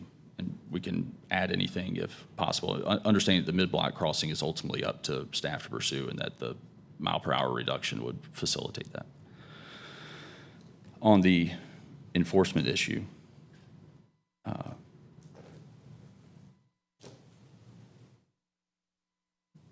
the applicant in its operations manual for the community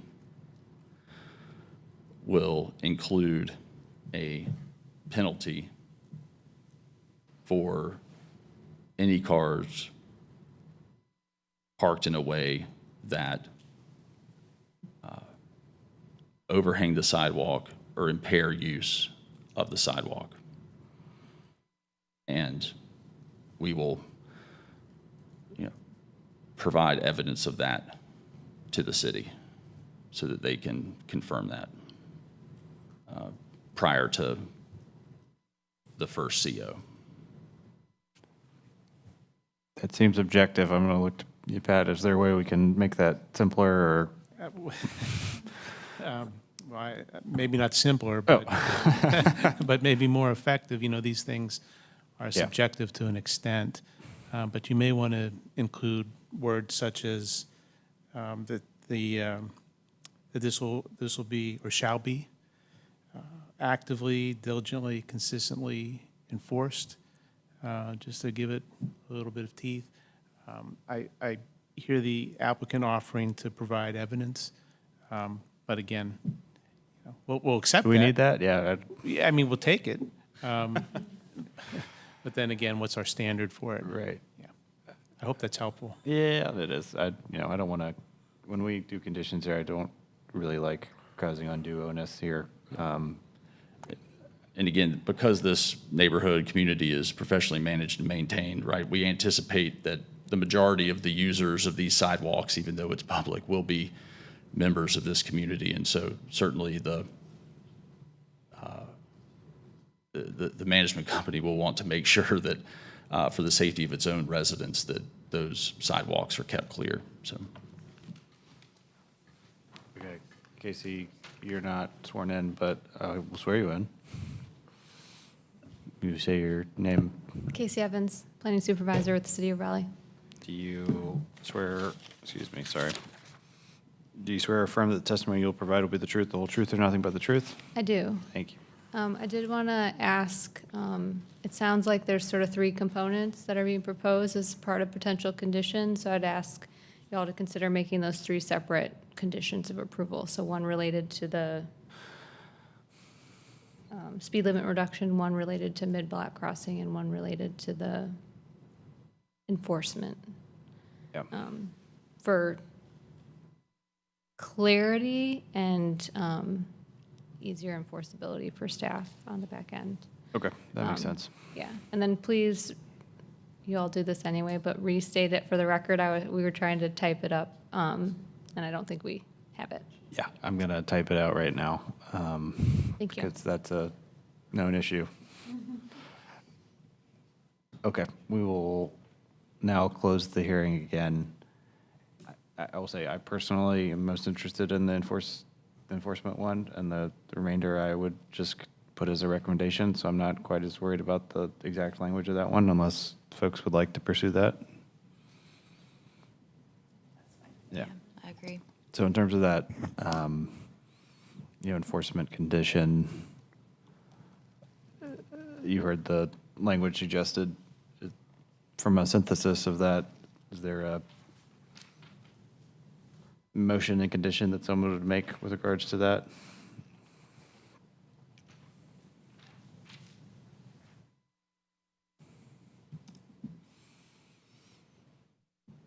I guess you could.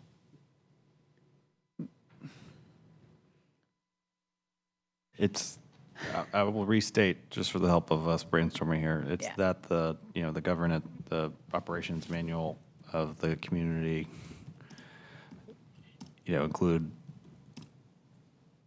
a penalty for obstructing the sidewalk, and you use some verbiage, but in terms of, make an effort in terms of enforcement with regards to that. Is there a component of that I'm missing? No, I don't think so. Okay. Do you have? Diligently enforced. Yes. Whatever diligently means in legal terms. I think he had better. I'm happy to restate it. Yes, That'd please be do. great, yeah. Shall be actively, diligently, and consistently enforced. Actively, diligently, and consistently enforced. Okay. Well, with the speed limit, are you ready to move on to the next one? Are you good? No, I'm not ready. Sorry. Okay, so is that operations manual the correct term? Yeah, that's suitable. Okay. So that the operations manual for the community include a penalty for obstructing the sidewalk. Do I need to be more specific than that? Do I need to be specific to those specific driveways and are part of the design? What? If you don't mind, what do you have so far? That the operations manual for the community include a penalty for obstructing the sidewalk, and that I'm just going to say that penalty shall be actively, diligently, consistently enforced. I would add with vehicles in there someplace. With Obstructing the sidewalk with vehicles. Casey may be helping us out here.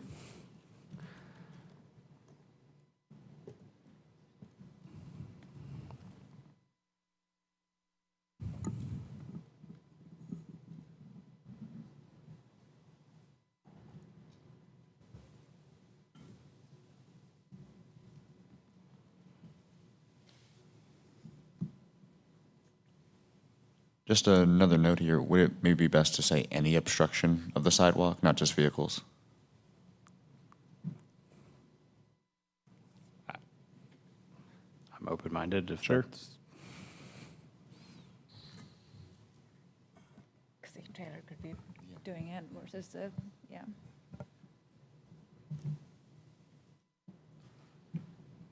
Don't leave your scooter on the sidewalk.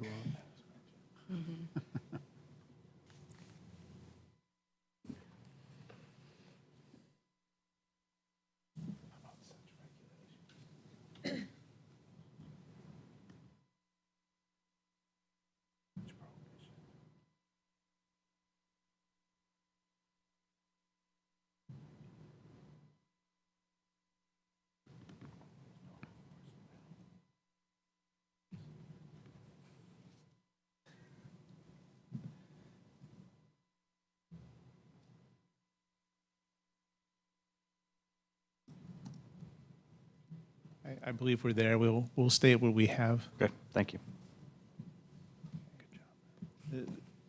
This is what we have. The operations manual of the community shall include a penalty for vehicles obstructing public sidewalks, and such regulations shall be actively, diligently, and consistently enforced. That sounds fantastic.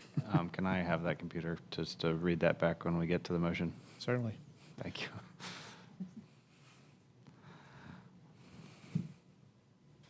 Okay, does that work for everyone? Yep. Okay, and then in terms of the recommendation, I'm not as concerned about the exact language of that since it's just a recommendation, but would include the components of the applicant pursuing that as a part of their SPR approval and our SPR submittal, and also refer to staff to consider, speed limit reduction and mid-block crossing as it's warranted. Okay. Casey, can I have that? I'll make the motion, but can I have that language? Any further discussion?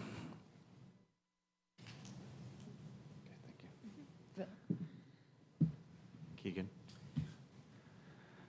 Yeah, sorry to interject. I just was having a conversation with transportation staff, and I think it might be beneficial just for transparency and the benefit of you all and the applicant, if he could maybe make a comment about process for the 2 recommendations occurring with SPR, because as he mentioned, there's multiple different things happening on the site right now because there's a subdivision that's actively being reviewed and the infrastructure is being reviewed for the subdivision, but then there's also the infrastructure being reviewed for the ASR. And I think it would be beneficial for us and probably the applicant if we're all clear about where those, the timing of those recommendations or recommended actions. For us, it would be the SPR for the ASR, since that's what it's Yeah. tied to, if that works. Sure, we'll just reopen the hearing for intents and purposes here. I don't want to get lost in too much of the specifics of timing. I think you guys understand the intent of our Hope recommendation. it's okay to approach. Apologies if not. The sensibility I have in this matter is to place a hold on SPR 80-2024, which is their infrastructure drawings. We cannot release the permit if there are outstanding items, including warrant analysis and whatnot, because staff needs to review it and it would need to be shown on the plans. I don't think subsequent SPRs will address it because those would be more site-specific. So, I'm okay with dropping the SBR component of that recommendation and just leaving it as recommend the applicant pursue speed limit, recommend the applicant and staff pursue speed limit reduction at mid-block crossing. Should I say as a part of final review, as a? yeah, well, I think Keegan and I just wanted you to hear what the approach was as related to the conditions, as related to the potential timing of the permit issuance.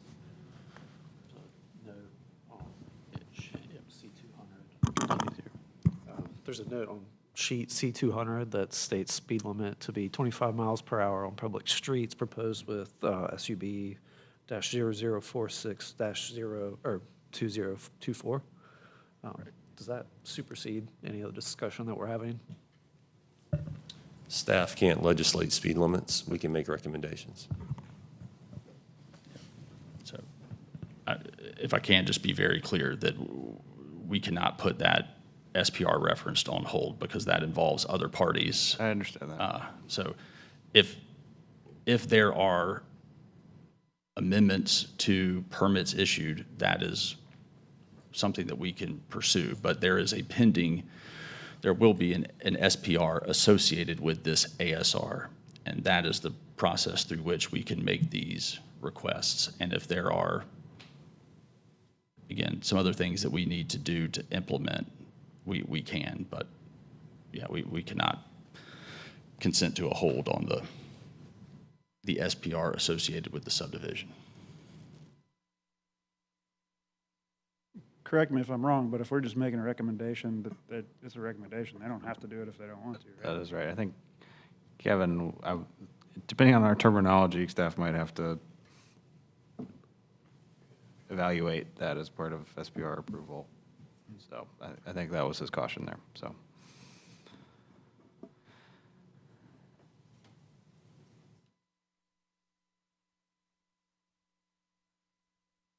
I'm going to close the hearing again. So what I've got here is recommend that the applicant and staff pursue speed limit reduction to 25 miles per hour and the addition of a mid-block crossing as warranted. I'm going to say at a later date.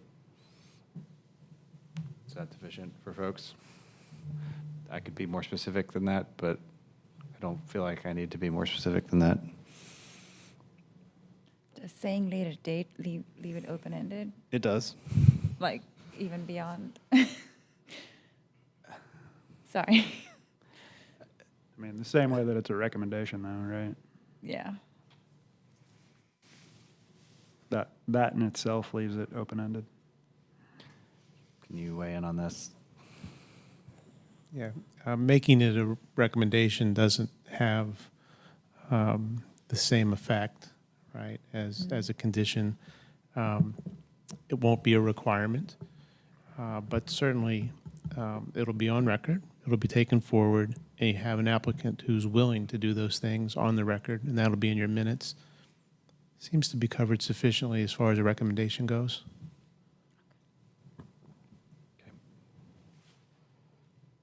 I mean, I'm happy to say after SBR approval or at a future date, whatever seems the most. If I may, it's implied. I don't think it needs to be spelled out. I think that's, yeah. Okay. All right, well, then I'm going to make the motion. I will move that we approve the 3 design alternates in front of us this evening with the condition related to the 3rd design alternate in front of us that the operations manual of the community shall include a penalty for vehicles obstructing public sidewalks, and such regulations shall be actively, diligently, and consistently enforced. Also, as a part of that, the recommendation from the commission that the applicant and staff pursue speed limit reduction to 25 miles per hour and the addition of a mid-block crossing as warranted at a future date. Is there a second on that motion? I'll second.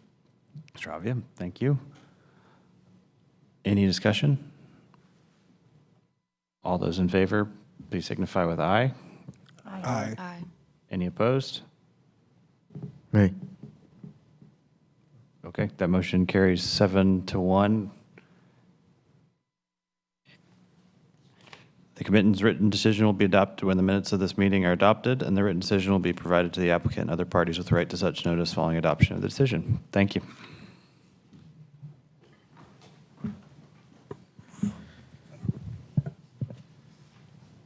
Thank you all for taking the time.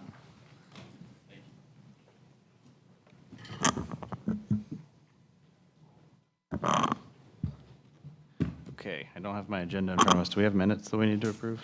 Yes. Yes, okay. We have minutes to approve, and then we also have some legacy project business to conduct. Have folks had a chance to review the May 1st, 2025 meeting minutes? And if so, would someone like to make a motion to approve said minutes or offer any changes that may be necessary? Motion.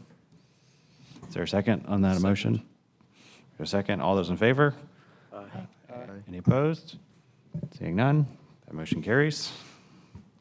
Okay, now that concludes our quasi-judicial portion of the meeting.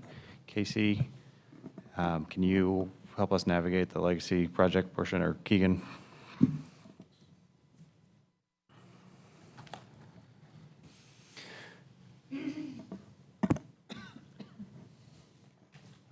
Okay, so I'll help set this up. So obviously, Adam Foreman with the City of Raleigh Parks Department was at our last commission meeting to present on a potential legacy project, actually 2 potential legacy projects, specifically a presentation on the Moore Square Dog Park, where he was requesting support from the commission through our legacy project program for that dog park. And that previous presentation's available if we need to refer back to it.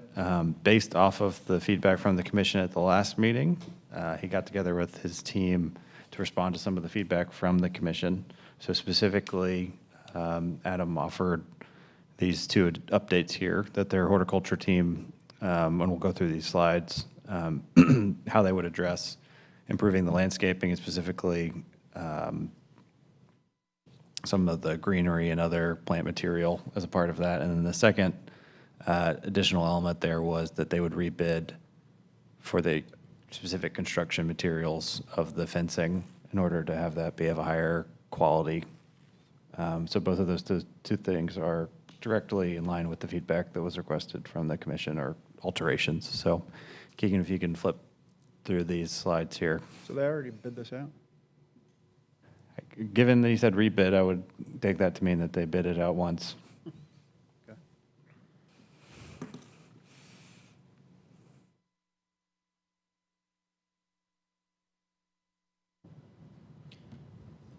You can keep flipping.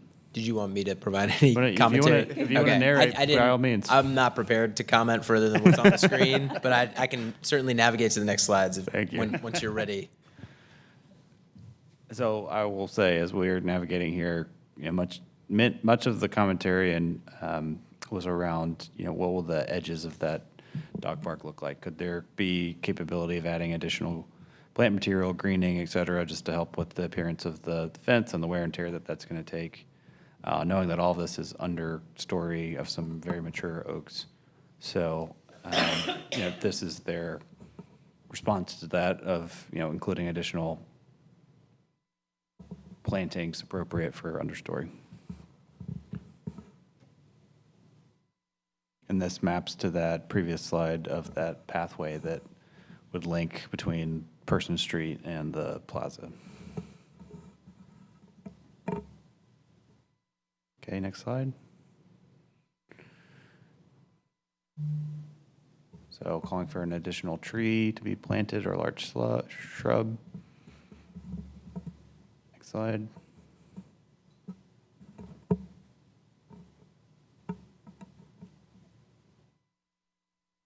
Okay, next slide. Okay, that's it. For those that were there at the last meeting, and for folks that are seeing this fresh, but any thoughts or questions here in terms of, have they adequately responded to questions from the commission? That LA slide confuses me a little. Did we talk about that? I don't think we did, and I certainly wouldn't want to suggest that we're trying to change the landscape of Moore Square by something like that. It feels a little overboard for a dog park, personally. I thought the conversation was around maybe putting some plantings around the edge of the dog park, like not around the path going. So that path is one of the edges of the dog park. And I would say that picture and their budget don't, match. So I wouldn't envision that it's going to be quite that. Agreed. It looked like, yeah. I'd read the bullets. Yeah, I mean, I was imagining some lower plantings, hedges around the edges. Yeah, I would remove all the trees from that picture and just let what's there be there. The shrubs are fine, but that's a lot of shrubs too. It would also be helpful to call out where the dog park is, like so it's to the right. Is that correct? And you guys probably don't have it loaded, but we do have the previous presentation from last time if we needed to refer back to it. So it's Yeah, I either- don't have it loaded to this deck. If we had to, we might be able to pull it up. So is our issue in the section A, the alley, the understory trees specifically? Okay, so it's over here. Yeah. Yeah. It's on your left. Or, yeah, on the right. I think the gate confuses me too. Yeah, because the gate confuses me a little bit. I don't know where that, if that's gate to the dog park or? I'm assuming it's filtered light from the sun, there's not going to be any lighting on the path. I have a little concern with that. I just figured like early in the morning or late in the evening. Yeah. But I know that's not really a topic. I would interpret that as trees that aren't going to block out the sun. Yeah.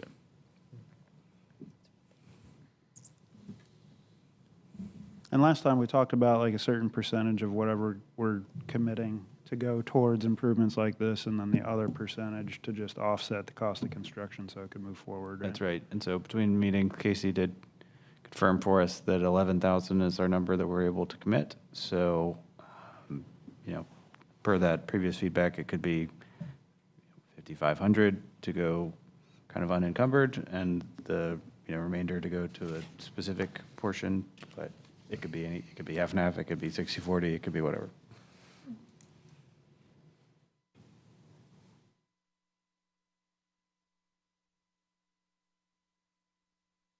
I will say from a timing perspective, this is our last day to make any action here. So this is what we're going to get in terms of a presentation. And the only project we've got. And the only submitted project for this. that So is let's submitted. do it. Let's do it, yeah. Let's do it. I think the question is if we want to change anything about it more so than, no, which I'm not suggesting that, but just saying, yeah. what's most important to us? Is it the plantings or the materials of the fencing? Because we can then decide how to split up the money.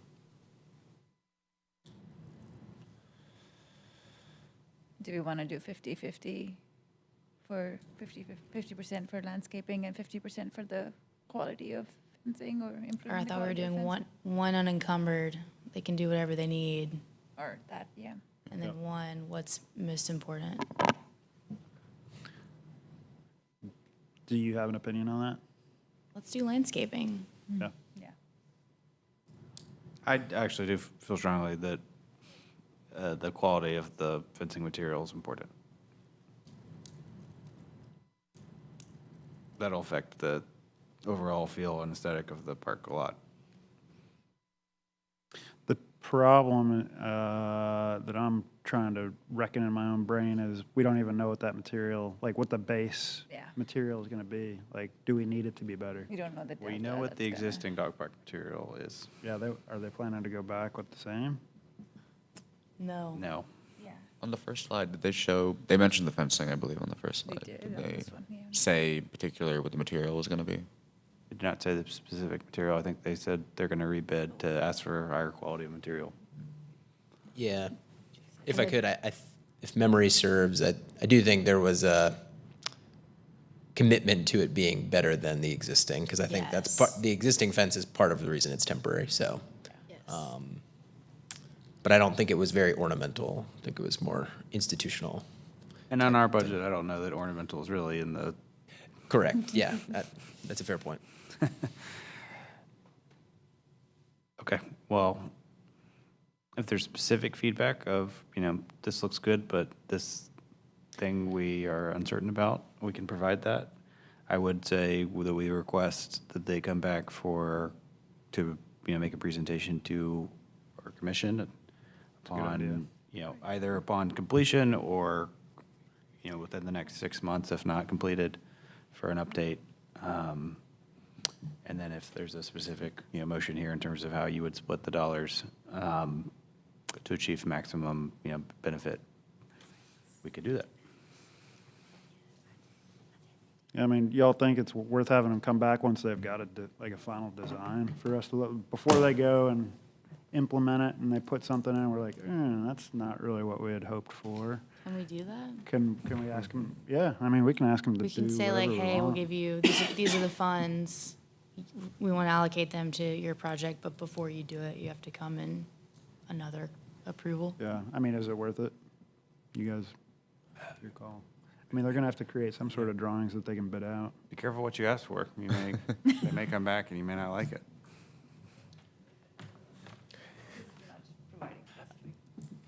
Or if you don't ask them to, and you walk out there and there's an alley of trees going from the street to the dog park. I mean, I, for one, would like to see the final design drawings. yeah. Okay. I can make the motion, but if someone would weigh in on the split of funds and for what? I mean, I think 50/50 makes sense, makes it easy, 50% unencumbered. So $5,500 unencumbered, $5,500 towards landscape materials.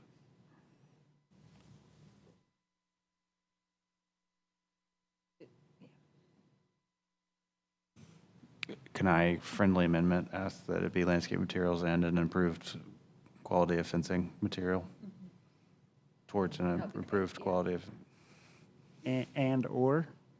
yeah, it's fine. Only because, like, I mean, if you ask them to improve the fencing. I'm good material, with it could- ors. It could Ors use up is- that whole $5,500. Yeah. Oh, yeah, it should, and then some, I would imagine. Yeah, fences are expensive. Yeah, so 5,500 to be used towards, enhanced landscaping and/or enhanced fencing material, enhanced fencing quality. If we're You including guys okay with that? the fence, Scott, should we probably increase it to maybe 60%? Just because that's going to be increased price, then, I don't know, if just to factor that and have the 40% unencumbered and then maybe 60% towards the fencing and/or landscape. That's the I- thing, just a though, like, thought. I have no idea, like, what they've got, what it costs, Yeah. what it would cost to, bump it up a notch. So the reason why I would, we're even splitting this is just, it is nice to be able to say, at the end of a project like this, Appearance Commission, Design Review Commission gave money towards XYZ as a part of this project. So for example, for Commerce Place, we specifically gave money towards the artist in residence as a component of it. That degree of specificity just can be nice from a, end product and recognizing what is the component that you are supporting. You might hate the dog park portion, but love the landscaping. Yeah. Sure.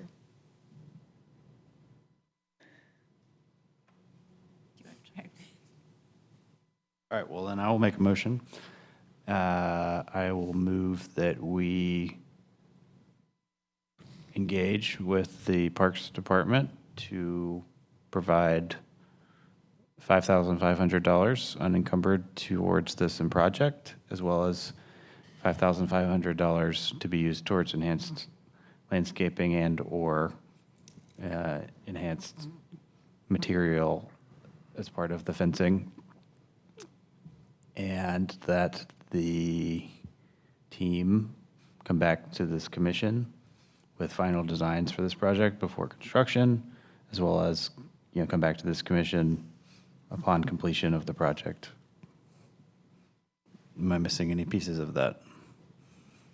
Casey, Keegan, is that sufficient to get the job done as far as moving forward with legacy project, funds, et cetera? It is for me, yeah. Yeah, we did learn that this will be luckily an operational to operational budget transfer, so it should be fairly smooth, and I don't foresee any issues on that front. Okay. Bill? Yes. Just to confirm, like what you said, does that allow them to maybe just use everything for the fence if they wanted to? Yeah. Okay. So no landscaping. Is that what we want? Is there a second? A second. Okay. Is there any further discussion? Seeing none, all those in favor, please say aye. Aye. Aye. Any opposed? Seeing none, that motion carries. Thank you. Okay, any other updates, Casey, or? Can I add a hope? Sure. My hope is that they do find funds to do a significant amount of landscaping in addition to an upgraded fence. If they think that the fence material that they don't have or that they've got currently isn't to the quality that everybody would hope to see, then yes, use some of those funds to upgrade the fence. But at the end of the day, if there isn't any additional landscaping, I would be sad. Yeah. Okay. Thank you.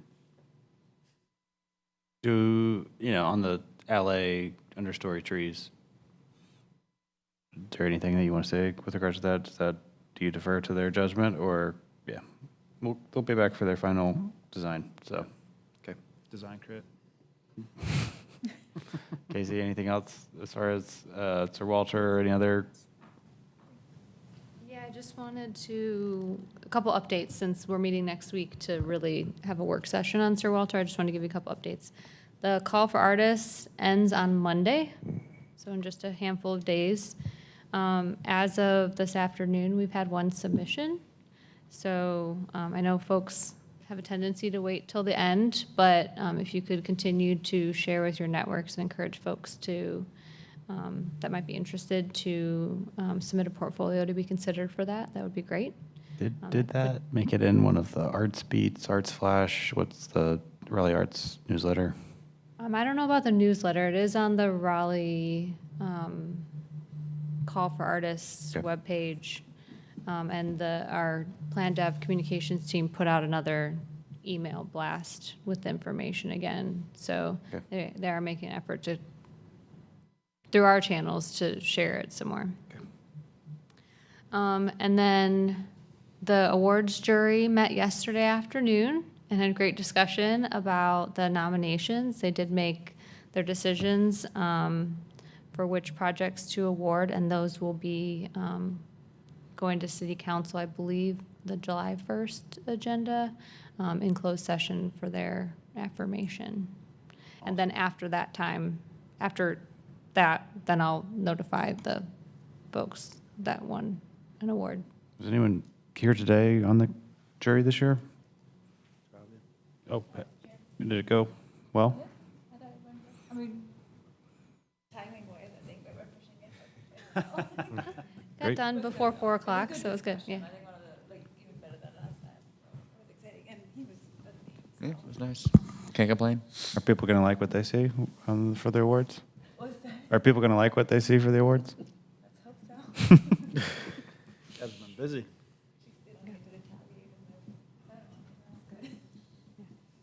That's all that I had. I think Keegan had something you wanted to mention before we adjourn.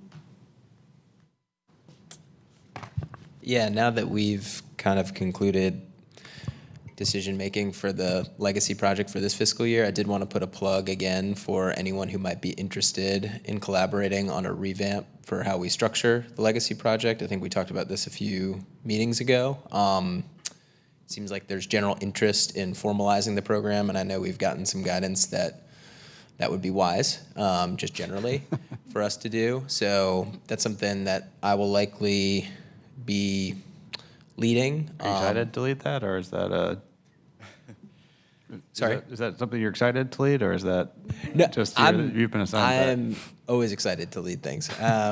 So just, I think it would be really helpful, though, to have some input. Obviously, staff will do the heavy lifting, likely, in consultation with the attorney's office and some other folks throughout the city.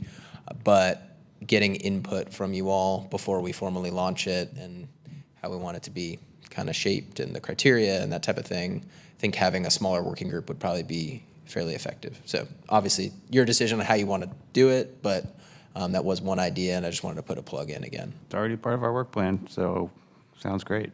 And yeah, I'm only on the commission here till January and chair till I'm taken out, but I'm happy to, assist in terms of going to council if that ultimately is a, formal action that they'll need to take in terms of a, more formal revamp of that. But I would definitely look to Charlotte's placemaking grant as a clear, example of in North Carolina from a legality perspective of how that could be done. So. Yeah, and the city's facade grant program, too, is another good example for how we were able to allocate funds. And part of what we'll be looking at is the timeline, like you mentioned, hopefully charting it out so we can have it effective for this next fiscal year and have it in place to hopefully make this even smoother. Great. Okay. Seeing no further business or discussion, the meeting is now adjourned.